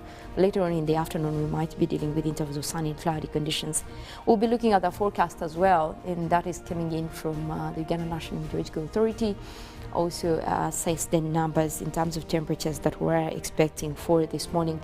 Starting off with the western side of Lake Victoria, where we have Masaka, Kalisi, Zimbabwe and Rakai. we're forecasting isolated rains. Those will be starting off with a chilly 24 degrees. While looking at southwestern Uganda, Mbarara, Ibanda, Bushenyi and Rubirizi, we are forecasting isolated showers. Also, that will be across several places later on as the morning progresses. And this morning we're starting off quite chilly as well. That will be at 24 degrees. Now we look at the eastern side of Lake Victoria Basin, Tororo, Busia, Iganga and Jinja. We're starting off quite cloudy. We do expect that rains will be coming through later on as the morning progresses. Also it's quite warm. That is at 27 degrees. And looking at eastern Uganda, that is across Soroti, Katakwi, Amuria and Kumi. We also have rains in the forecast for you, and those rains will be coming in at least as we head into mid-morning, crossing over into the afternoon. That will be across just a few areas within that region. We're also looking at the eastern side of Central, where we have Ruwero, Wobblen, Zibururi, Nakaseke. We're looking at rainy weather over there. That will be also starting off with a pleasant 26 degrees centigrade. Now we're forecasting isolated showers that will be across the central parts of northern Uganda, Adjumani, Gulu, Kitgum as well as Padel, and also starting off with quite a warm morning at 27 degrees centigrade. We do expect that that system will be clearing later on as we head into the afternoon. Now we look at Mount Elgon Highlands. We are also expecting to have rains. Those will be coming in also later as the morning progresses. But for this morning, we're starting off with mostly at 24 degrees. That will be quite chilly weather over there. Now across that is the central part of Lake Victoria Basin, also looking at quite some rains expected for this morning. That will be across a few places, and also temperatures are expected to start off at 25 degrees centigrade. We do expect that much more of the temperatures will be building up later as the day progresses. That is across mostly the northern sector, parts of eastern Uganda, as well as the Lake Victoria Basin. But we do expect that rains will also be coming through still, especially for the western part of the country, southwestern, across Kabale, Kisoro. Also for this time of the year, the rains across especially mountainous areas can be associated with low visibility in most of those places. So that is also something to look out for, especially for the drivers on the roads. Now also going across and across the borders, we're looking at some of the situations happening across the world. Now yesterday there was a huge earthquake that did happen across Mexico, and this was a 5.3 magnitude earthquake that shook parts of Mexico throughout Monday night, according to the U.S. Geological Survey. Now there was a lot of alarm, and most of the residents actually in the capital had to leave their homes and evacuate buildings as a precaution, as the alarms were setting off, starting with the shakes that came from the earthquake. Now the epicenter was near the Pacific Beach Resort, that is of Puerto Escondido, and that is in the southern state, according to the Geological Survey. Now, shortly after the quake, we did see also the governor coming up on Twitter to, write write what happened. And he did see the alarms helped and saved a lot of things. And so far, they have not reported a lot of damages, as people were able to actually evacuate the areas amidst the shakes. And this has not really caused a lot of damages, also in terms of people dying from this, because there was at least an earlier alert coming through. However, there are also property that were damaged, and so far the governor did say they will be working with the city authorities to actually look at look at what could be reported so far. That is what happened yesterday night across Mexico. But also looking at the climate news, we do know that there has been a lot of proposed taxes, especially on moving towards a green economy. Now, France has looked at this, and this is something that they have failed to also achieve in the recent past. But there is a team of lawmakers and lawyers that have actually come up with a lot to present in court when it comes to proposing tax credits and subsidies for the green industry. Now, for companies that are trying to go green and eliminate the crisis or move away from contributing a lot of emissions into the atmosphere, we could actually be looking at them benefiting in terms of taxes and also the subsidies. Now, France could offer tax breaks and subsidies for producing climate-friendly technologies, and according to the proposals that were submitted yesterday from the lawmakers preparing to have a green industry bill, they actually did present a lot of benefits to this. And right now, a lot of also climate scientists did back their claim in terms of the fact that these are actually coming up with very good technologies in terms of what they can do to actually go green. Now, you do know that there are a lot of companies that produce especially the solar, but the wind energy as well. Now, if they can be helped in making sure that they're producing those at low cost of taxes, then that means they will have a better production, and that will serve also in terms of the end products, the people buying it at that. We know that we also have a lot of solar products in the country. Not all of them are made in Uganda. So that means that even at such a point from the source, if these, if the makers or the manufacturers are actually getting a lot of, some of the taxes waived off, that will reduce the prices. And that is how we go on so that people can easily buy some of these environmental friendly technologies. And right now we also are pushing for especially solar energy. This is something that can be easily affordable in developing countries, because we know at least the benefit we have is that we are located in the tropics. That means we have all year round sun. We can benefit a lot from some of these, naturally given, sources, like, having the wind itself. That means that as long as we get the technology to harness energy from that, then we can actually go green and look at a smarter, climate-friendly environment. And that is something that we're all looking for in terms of trying to eliminate the climate crisis. And that is something that I think the French are trying to do in terms of bringing out products that are actually cost-friendly in terms of end users, but also for the manufacturers out there. Now, also, the UN did yesterday look into, that is the United Nations Environmental Program, did look into bringing out a resolution, especially about the turning point of climate justice. Now, what this means is that they will be looking at much more of what can be done in terms of the countries within the within the UN Assembly, how they can actually adapt to the fact that we're looking at, a turning point. What can be done to have some of these policies respected by governments, especially those that are subscribing to the UN. And this is a report they actually came out with on the 31st of March, and they were looking at how they are going to be bringing in world leaders, especially to look at how they now make or adapt some of the resolutions that have been made, especially with the UN General Assembly, but also what is coming in from the Convention on Climate Change, that is the UNFCCC. And they will be also seeking opinion from the International Court of Justice on countries' obligation to address climate change. Now, this is spearheaded by the Pacific nation, and that is Vanuatu, one of the countries that have actually been worst hit by impacts of climate change, but also involving 130 more countries that are now making, that are also seeking the International Court of Justice opinion on the legal consequences that can be put on countries that fail to make climate action. Well, that is quite going to bring in a lot of turns.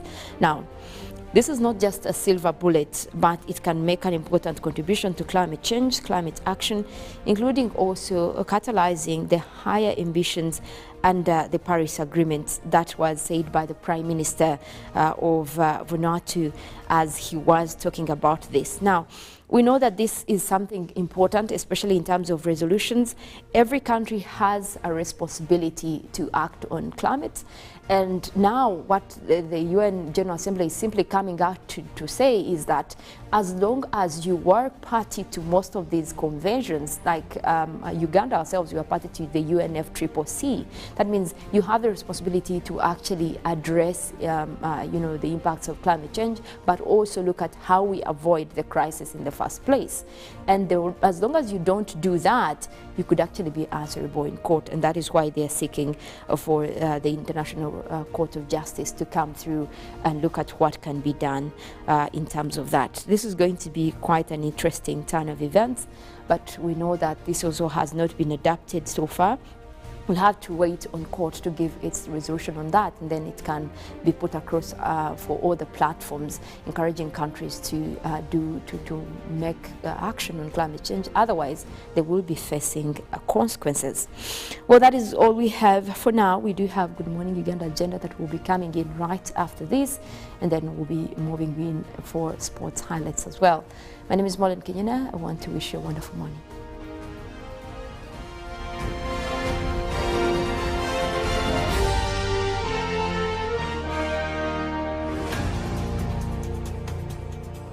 Pick of the day on UBC.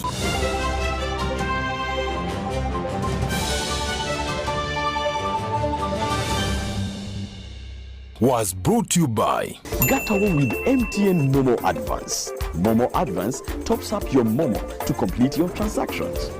Dial *165*5*3# to apply. MTN Momo Advance is always available when you need it. The Tales of Kasozi, brought to you by Uganda Communications Commission. Hello? Hello? This is Kasozi. How can I help you? Hey, Kasozi, my brother. Long time. We last met when we were at campus. It's been a while, but you are the person I'm looking for. Campus? Really? Hey, you don't remember me? Okay, so how can I help you? I'm stuck in Gulu making millions, and I need to urgently send money to my sick mother. But I can't find any mobile money agent near me. I've sent the money to your phone, as you can see the message. It might take a few minutes to come through, but I urgently need you to send the money to my mother. Let me send you her number, and you send it to her chap. My friend, I'm afraid your mom is going to die. What? Because I don't know you, I never went to campus, and I'm also in Gulu. So can we meet at CPS? We talk about it. Stay tuned for what Kasozi does next. Tofera. Refrain from unnecessary engagement with strangers over the phone. This message is powered by the Uganda Communications Commission.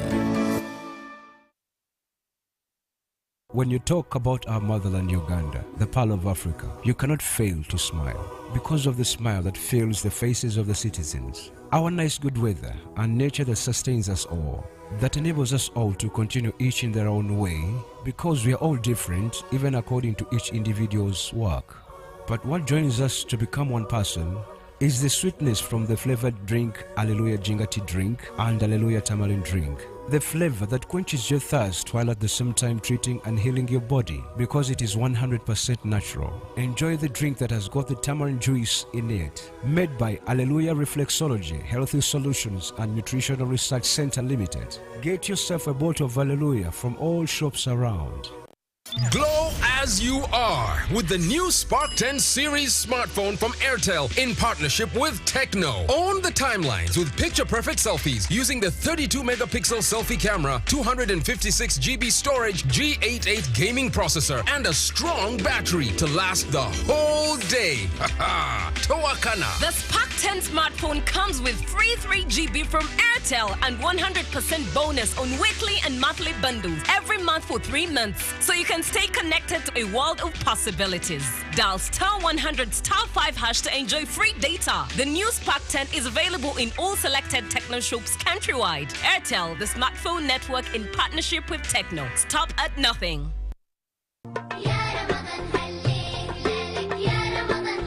Salam alaikum wa rahmatullahi wa barakatuh. from the Union of Muslim Women and Organizations in Uganda. Ramadan Mubarak, Ramadan Karim. Twagaliza omwezi ogwa Ramadani omulungi kye kiseera twekuba emitima tudde eri Allah. Ebusoga bannange mwena mbagaliza Ramadan enungi. Nimbendeza omwezi mulungi ogwa Ramadan. Tumefika katika mwezi wa Ramadhani na watakiza kila la kheri katika mwezi huu Ramadhani al-Karim. Akonga aisha ona shalami kinisiri amunu kiere loteso kama na rakeda suroti ngora 10 bukedi ya palisa akora amunu kinurikesi kiere aisibana jokan. شهر رمضان مباركا أهلا بكم ومرحبا بكم يا جماعة الخير المسلمين. أهلا وسهلا ومرحبا بكم. شهر رمضان مبارك. As the Union of Muslim Women, we have prepared so many programs to the sheikhs that really speak to our hearts and our minds. We request you to be on UBC during the day 3 to 4, but also during Daku time 5 to 6 a.m. in the morning. Ramadan Kareem, Ramadan Mubarak. Salamu alaikum wa rahmatullahi wa barakatuh.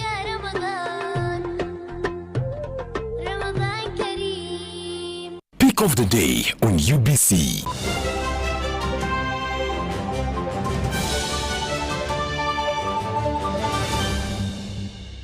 Was brought to you by Get away with MTN Momo Advance. Momo Advance tops up your Momo to complete your transactions. Dial *165*5*3# to apply. MTN Momo Advance is always available when you need it.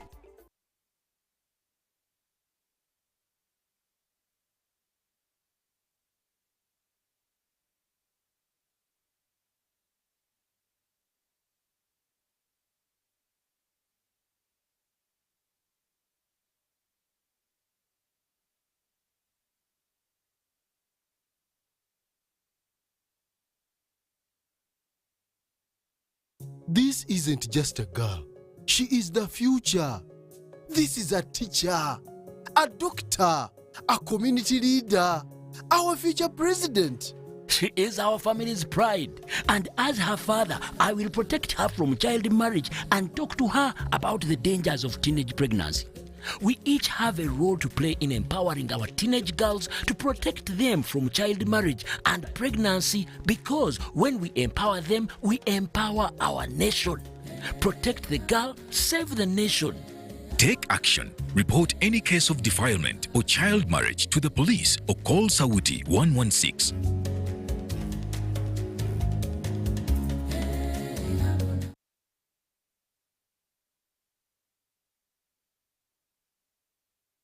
When you talk about our motherland Uganda, the Pearl of Africa, you cannot fail to smile because of the smile that fills the faces of the citizens. Our nice good weather and nature that sustains us all, that enables us all to continue each in their own way, because we are all different even according to each individual's work.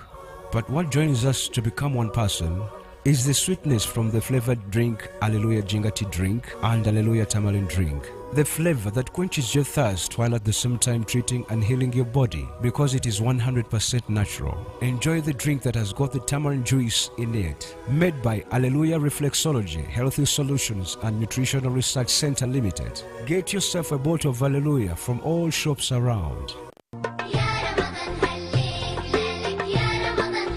Salam alaikum wa rahmatullahi wa barakatuh. From the Union of Muslim Women and Organizations in Uganda. Ramadan Mubarak, Ramadan Karim. Twagaliza omwezi ogwa Ramadani omulungi kye kiseera twekuba emitima tudde eri Allah. Ebusoga bannange mwena mbagaliza Ramadan enungi. Nimbendeza omwezi mulungi ogwa Ramadan. Tumefika katika mwezi wa Ramadhani na watakiza kila la kheri katika mwezi huu Ramadhani al-Karim. Akonga aisha ona shalami kinisiri amunu kiere loteso kama na rakeda suroti ngora 10 bukedi ya palisa akora amunu kinurikesi kiere aisibana jokan. شهر رمضان مباركا أهلا بكم ومرحبا بكم يا جماعة الخير المسلمين. أهلا وسهلا ومرحبا بكم. شهر رمضان مبارك. As the Union of Muslim Women, we have prepared so many programs with the sheikhs that really speak to our hearts and our minds. We request you to be on UBC during the day 3 to 4, but also during Daku time 5 to 6 a.m. in the morning. Ramadan Kareem, Ramadan Mubarak. Salamu alaikum wa rahmatullahi wa barakatuh.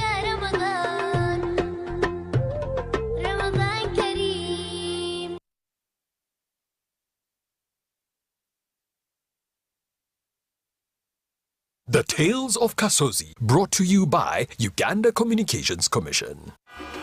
Hello? Hello? This is Kasozi. How can I help you? Hey, Kasozi, my brother. Long time. We last met when we were at campus. It's been a while, but you are the person I'm looking for. Campus? Really? Hey, you don't remember me? Okay, so how can I help you? I'm stuck in Gulu making millions and I need to urgently send money to my sick mother. But I can't find any mobile money agent near me. I've sent the money to your phone, as you can see the message. It might take a few minutes to come through, but I urgently need you to send the money to my mother. Let me send you her number and you send it to her chap. My friend, I'm afraid your mom is going to die. What? Because I don't know you, I never went to campus, and I'm also in Gulu. So can we meet at CPS, we talk about it? Stay tuned for what Kasozi does next. Tofera. Refrain from unnecessary engagements with strangers over the phone. This message is powered by the Uganda Communications Commission.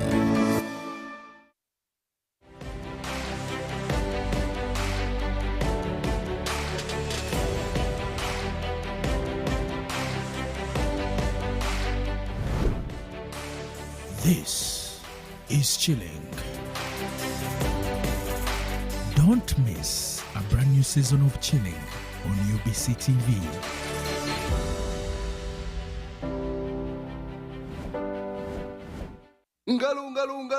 It's true what people say, that when I wash and you wash your hands with soap, we'll have less infections as Ugandans.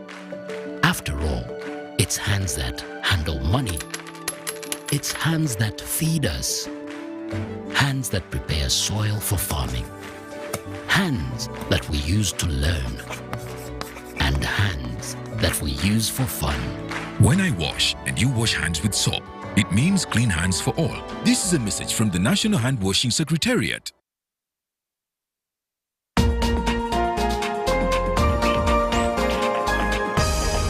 This weekend on UBC. Arkwright City, located along Entebbe Road, is a modern city covering almost 2 square miles, which in the near future will hit a population of over 3,000 residents, businesses and other facilities.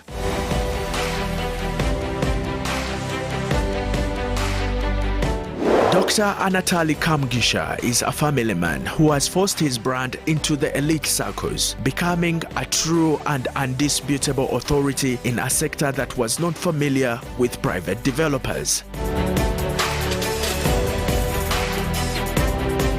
He took time off his busy schedule to talk to us about his dream, passion, and what keeps him motivated. I believe so much in creating solutions society needs.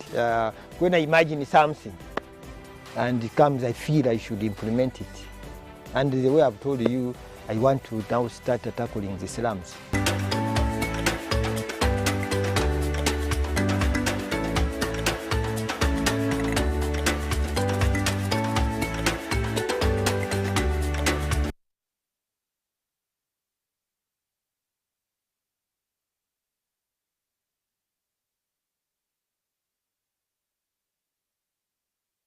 When you talk about our motherland Uganda, the Pearl of Africa, you cannot fail to smile because of the smile that fills the faces of the citizens. Our nice good weather and nature that sustains us all, that enables us all to continue each in their own way because we are all different even according to each individual's work. But what joins us to become one person is the sweetness from the flavored drink Alleluia Jingati drink and Alleluia Tamarind drink. The flavor that quenches your thirst while at the same time treating and healing your body because it is 100% natural. Enjoy the drink that has got the tamarind juice in it. Made by Alleluia Reflexology, Healthy Solutions and Nutritional Research Center Limited. Get yourself a bottle of Alleluia from all shops around. Ngalu, ngalu, ngalu. It's true what people say, that when I wash and you wash your hands with soap, we'll have less infections as Ugandans. After all, it's hands that handle money. It's hands that feed us. Hands that prepare soil for farming. Hands that we use to learn. And hands that we use for fun. When I wash and you wash hands with soap, it means clean hands for all. This is a message from the National Hand Washing Secretariat.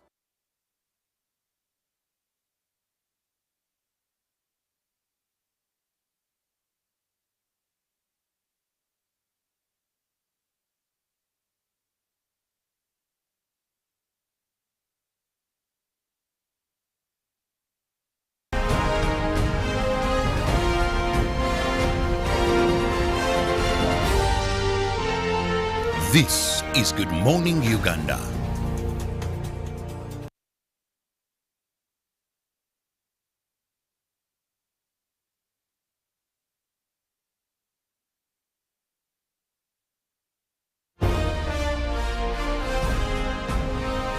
Live from Now Avenue in UBC Studios.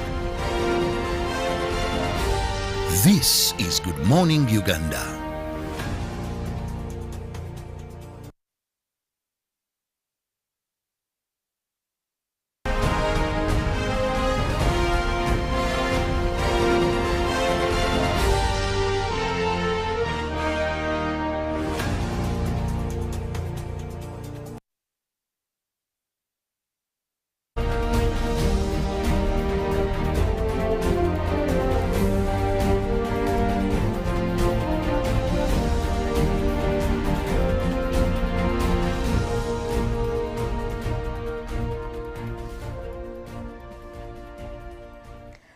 Good morning, Uganda. Welcome to the agenda. 17 minutes past 8 a.m., 4th of April 2023. My name is Philomena Mastiko, here with the gentlemen Robert Kirabo, Nyonyintono, and Felix Nkunda.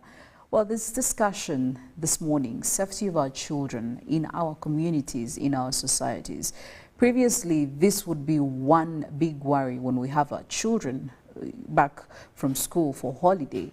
But right now, as I speak, even when they are at school, very many questions are arising, especially concerning their safety, whether they are at school, whether they are in our homes, how well do we protect them? Why are we talking about this? There is a story that did come out and in one of our local papers showing how a man who buried his granddaughter to enrich themselves, and it is definitely suspected that he buried her, by the way she was alive, he buried her alive basically for cultural practices and to also have what you definitely call extra riches or whatever people would refer to them. So this has raised very many questions among us, the community and the societies. When you look at this, this is a granddaughter that was buried alive by their grandfather. But also we do have another story where a child was kidnapped from their home and taken to a far-off district. Now, when all these stories keep piling up, obviously, we start looking into ourselves as society, as a community, and as parents and teachers. What are we doing to ensure that our children are safe, or what are we not doing in this case? Well, let us now get into our socials, Twitter, #UBCGMU, but also go ahead and use our WhatsApp platform, 0709-602-592. One general question for you, Robert and Felix. Do you think our children are safe both in school and home? I want to begin with, first, it's very unfortunate that we are talking about this as people from the African society where children were very much loved and very much respected. It's really a shame. Now, COVID-19 proved one thing, because I want to use evidence that we can all agree to, that children are more safe in school than home. Do you all agree? From what happened during COVID-19, that on average, of course, your children could be safe at your home, but you're looking at nationwide. We had never seen child violation, like what happened during COVID-19 times. We had always registered pregnancies, but not as much as we had in the time of COVID-19. Yet remember, now schools were closed and children were assumably believed to be with their parents. Defilement was on an increase. Police was registering cases of children burnt with plastic, you know, someone lights it and then drops it on children and all that. So home no longer looked the safest haven. It could have been safe for them not to contract COVID-19 because they were now scattered and few compared to what they would have been if they were in dormitories and in school. But that proved that children are not safe at home. Talk about the two incidents. One, the young girl, the 8-year-old that was kidnapped from Kasokoso. Yes. Then taken all the way to Luwero, and you find this mature man, Luyombia James. According to the police spokesperson, deputy spokesperson Luke Owesigire for Kampala Metropolitan, said this man had made it a habit of using this girl sexually. Now, this girl was gotten from home. There were other two, and then along the way, this man chased these two.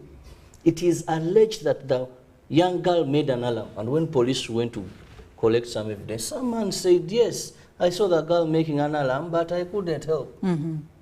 Now, how does a mature man see a young girl screaming, yearning for help? In a community where the African society, we were all meant to protect this child.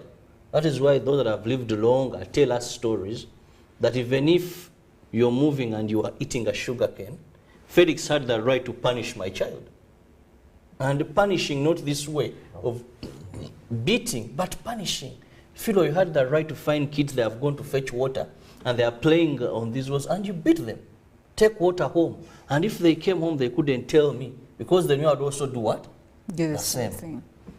We owned the child. We trusted the child. The child was safe in everyone's hands. Because everyone was a parent, everyone was a mother, everyone was a father to any child in society. Talk about today. You see a young girl make an alarm, crying for help, and you can tell police, "Narabyo mwana nga sina chakola." You're a mature man.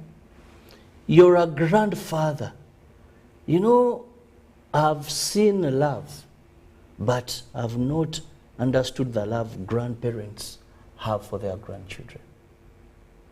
If there is any love, a father can raise children very harsh, but talk about the grandkids, they handle them, that love.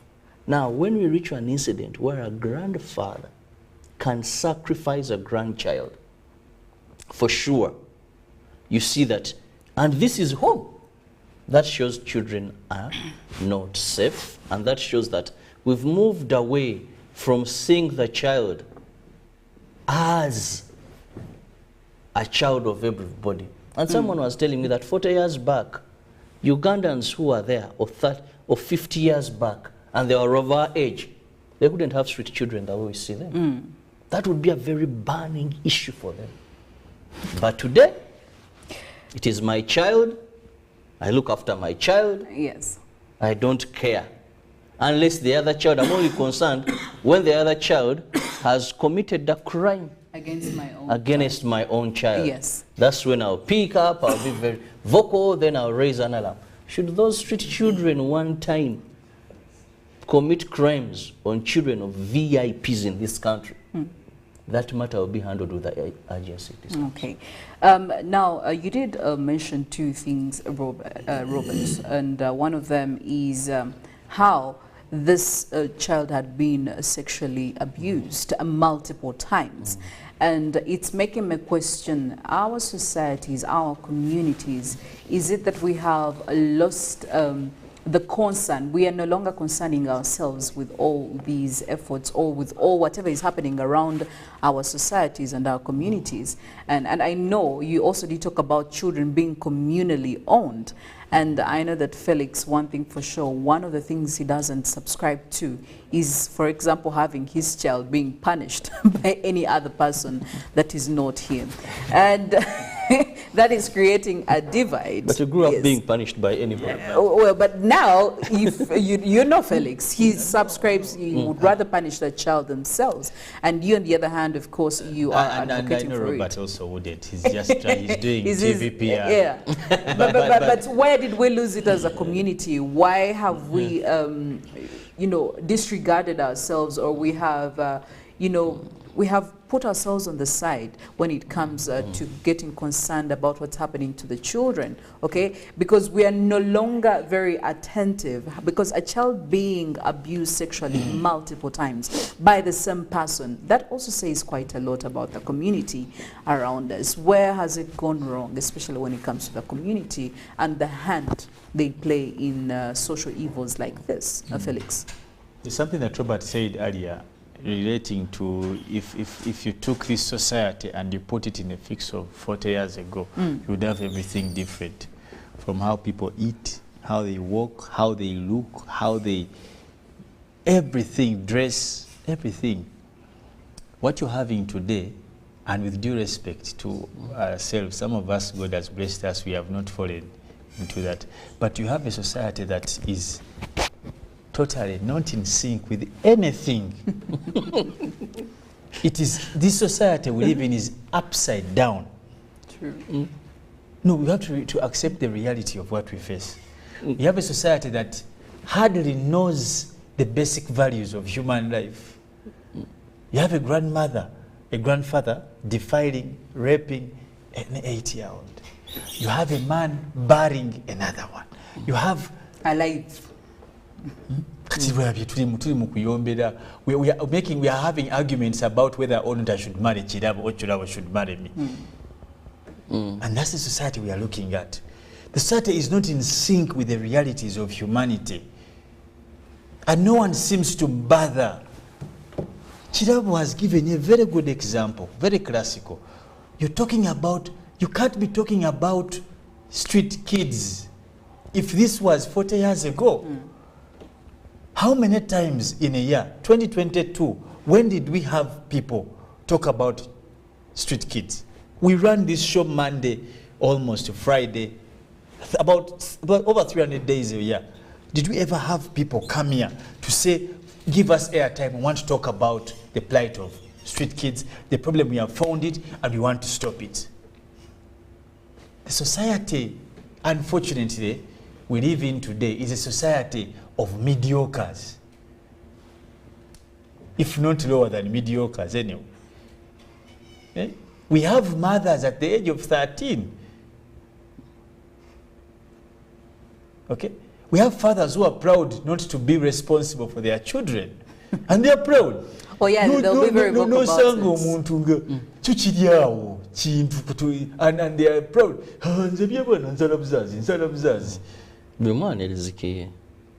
Can you imagine? That's the society. Now, you cannot tell me a society where people can have all these things are happening. You expect the society to be above the standards of its definition. We talk about challenges here, guys. Let's be honest. Let me ask you, you see, there's something, and you see, when you deal with one problem, let's not forget that it's a general problem. And I'm sorry, let me bring this one in. As you talk about this safety of children, you see, one thing, because we have gotten to the point where we can't blame each other. Bogamba kuchira bagamba gwete wabye. Kichira wacho okuwa omwana. Ha, gwe wasoma. There is something that we're living in a society where everyone has fallen short of the required standard. So we've all sinned and fallen short of that God's kind love. of society, which brings us to a very shallow society.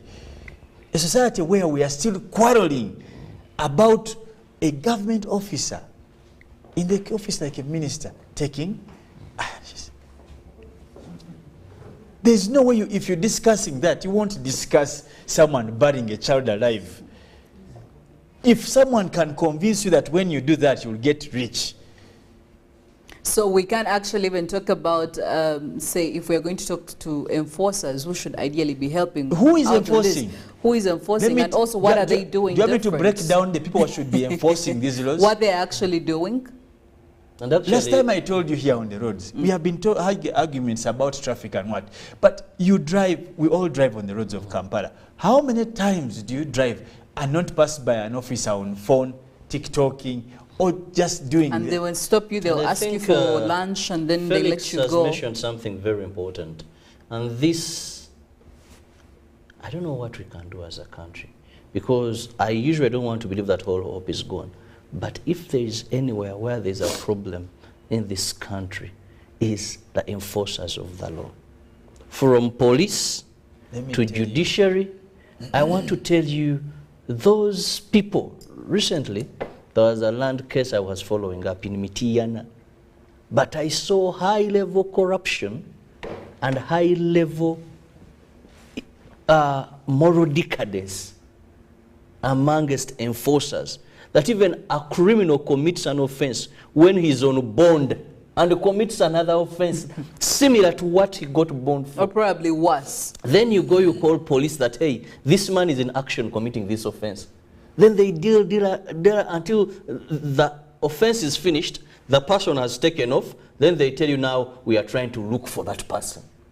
Because of small monies. And you see, justice becomes a problem. Yeah, and Robert brings the context of justice. But you see, we must agree, painfully, we can't stand far from the communities. The communities can't be far from who we are.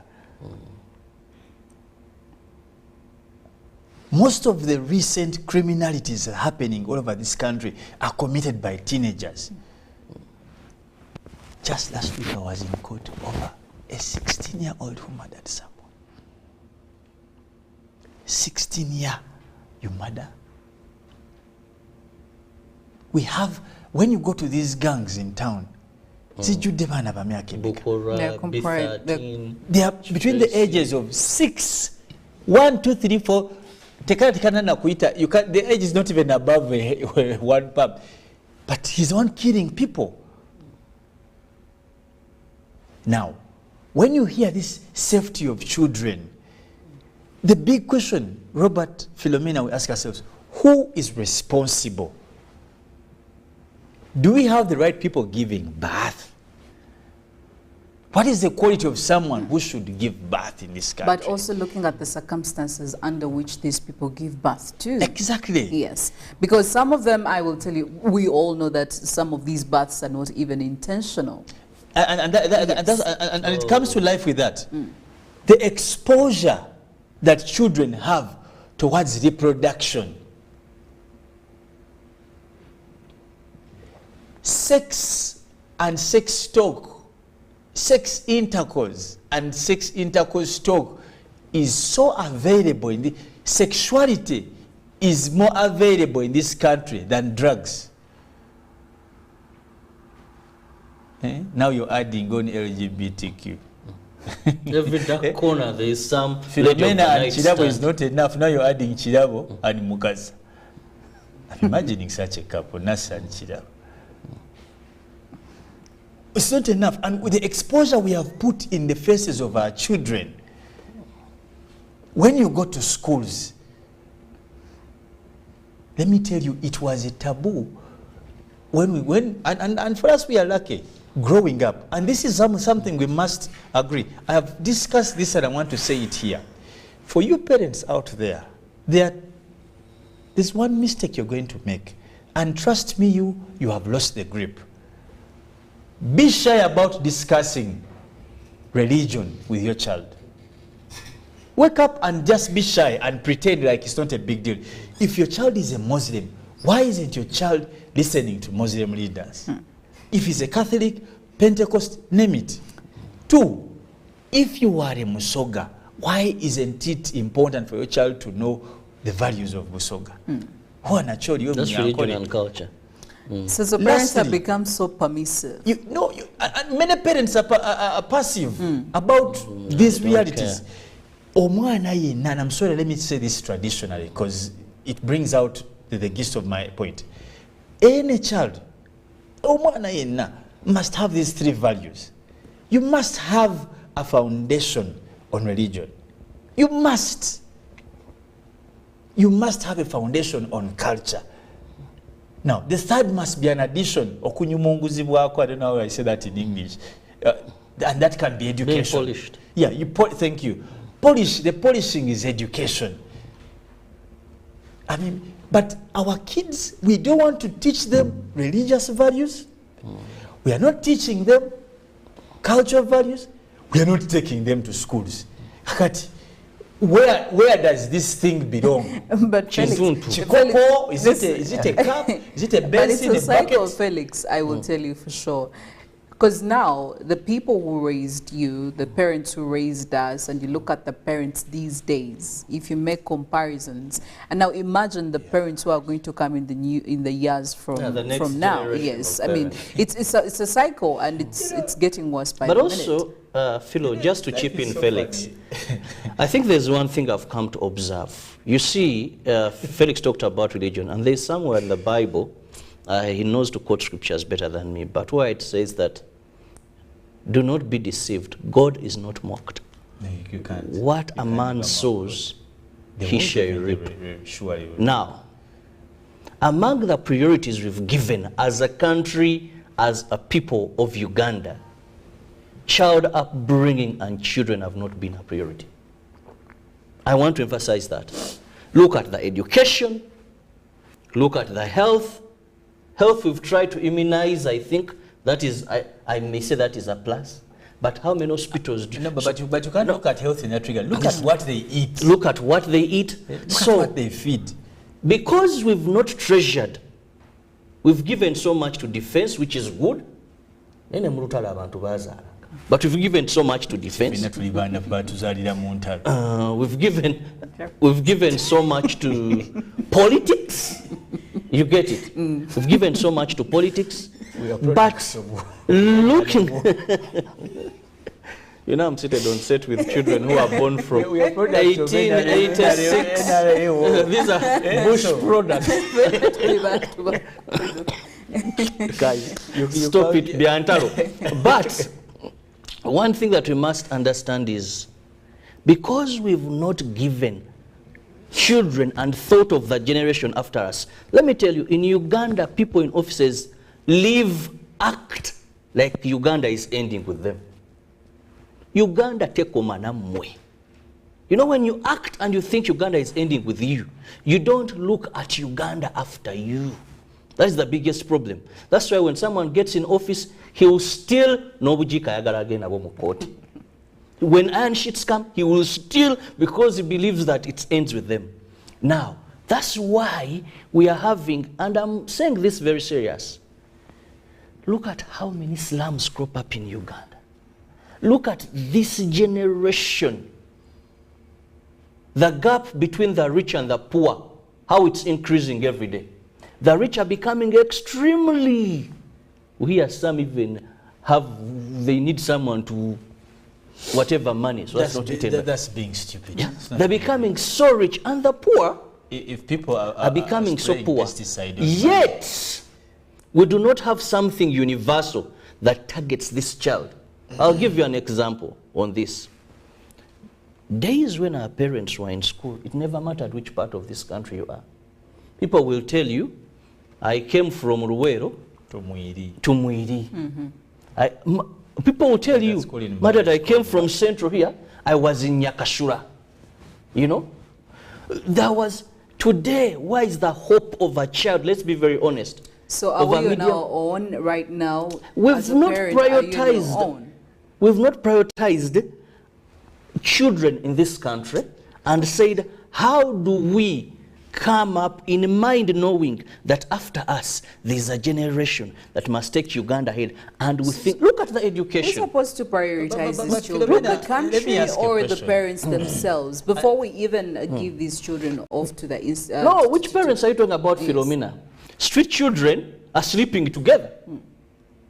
Don't you see them with the kids? At the age of 10, 12. They're having children, so we're talking about that parent. When you go through slums, sometimes I do my investigative stories, You look at these houses that are burning. You look at a husband or the father of the home and the mother of the home. You run away. I was in some place where we were doing some documentary with some international journalists. And this was about prostitution. That the girl comes in this car house and tells the boy to get out because she has brought a client. Then they do whatever they are doing. Then the boy comes back as the husband of the home. But these were 15, 16, 17, 14. And they're the majority. But you see, as a country, I think we are struggling with standards and values. We have the wrong people in the most important institutions. Let me say this. And this cuts across politically, socially, culturally. And I can give you examples on all those norms. We have the wrong people in the political offices where people should be taking action, but we are the wrong people. Okay. They're doing wrong things. We have the wrong people on church pulpits, preaching the wrong messages. Someone comes in a service of 2 hours. Like so now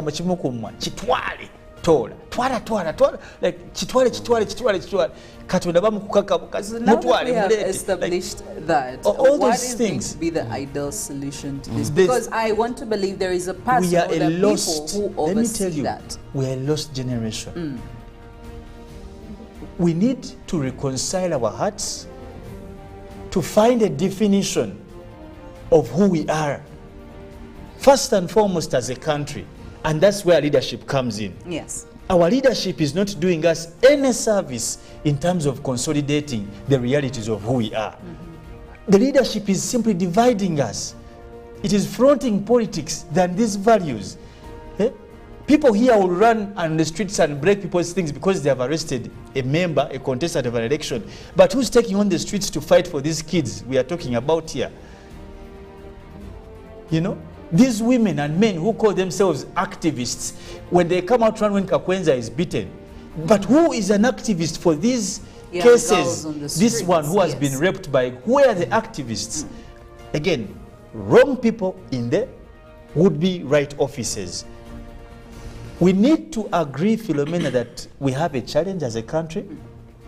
And we are getting deeper in the problem by the day, by the way. Actually, I hate to break it to you, Felix. We actually know that we have the challenge. We are well aware. We know. Honestly, we even know the disadvantages and we are that comfortable. come with it. But let me just conclude we with know this. it. Lastly, you people who go on insulting old people, thinking you're cool and you're trendy, I think you're some of the most shallow people with heads. Because I want you to sit here and wherever you are and relate life today and life 35, 50 years ago. People who lived, some of us were not there, but relate. If you talk to people, if you appreciate, now this is, most of the things are documented.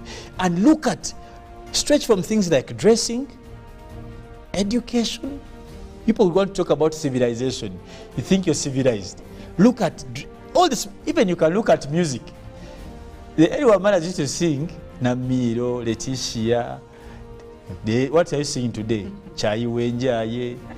Omwana Yamukutaka pale. Robert, what do we do right now? I think we need to borrow a link now from your final say on this. One, I want to call upon every Ugandan to know that the world does not end with them. There's a generation that is going to come after you. And if you don't prepare that generation for a safe landing of your child in their times, we are all doomed. That child you see on the street is the same child that is going to live in Uganda with your child. No matter how your child are escorted with guns, how you have a fence, you have dogs, you have leather wires, they will, I want to tell you, the poor will have nothing left to eat except the rich. But they will kill the poor. Let me tell you, everyone is when the poor are determined to eat the rich because they are left with nothing, why the poor succeed? They have nothing to live for. They don't care that even if they go in harm's way, they are ready to die. The rich think of their kids, of their this and that, of their status. Let's not let the poor eat the rich in this country. Let's save this generation. Let's make it a priority. Sour, they are not edible. One thing though very important, you talks about how we indeed will die and will leave the country to some other generation. There is a legacy that has to be left behind. But what kind of legacy is your generation leaving? Please, don't touch the old people. You have no reason to even talk about abantu abakulu because you've done nothing compared to what the founders of this country did.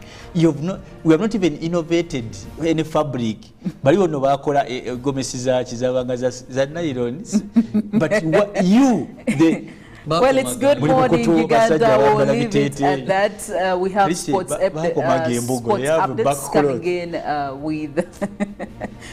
with the man himself, that is Ruben Chibirango. And obviously later you'll be able to watch Good Morning Uganda Extra. Good morning.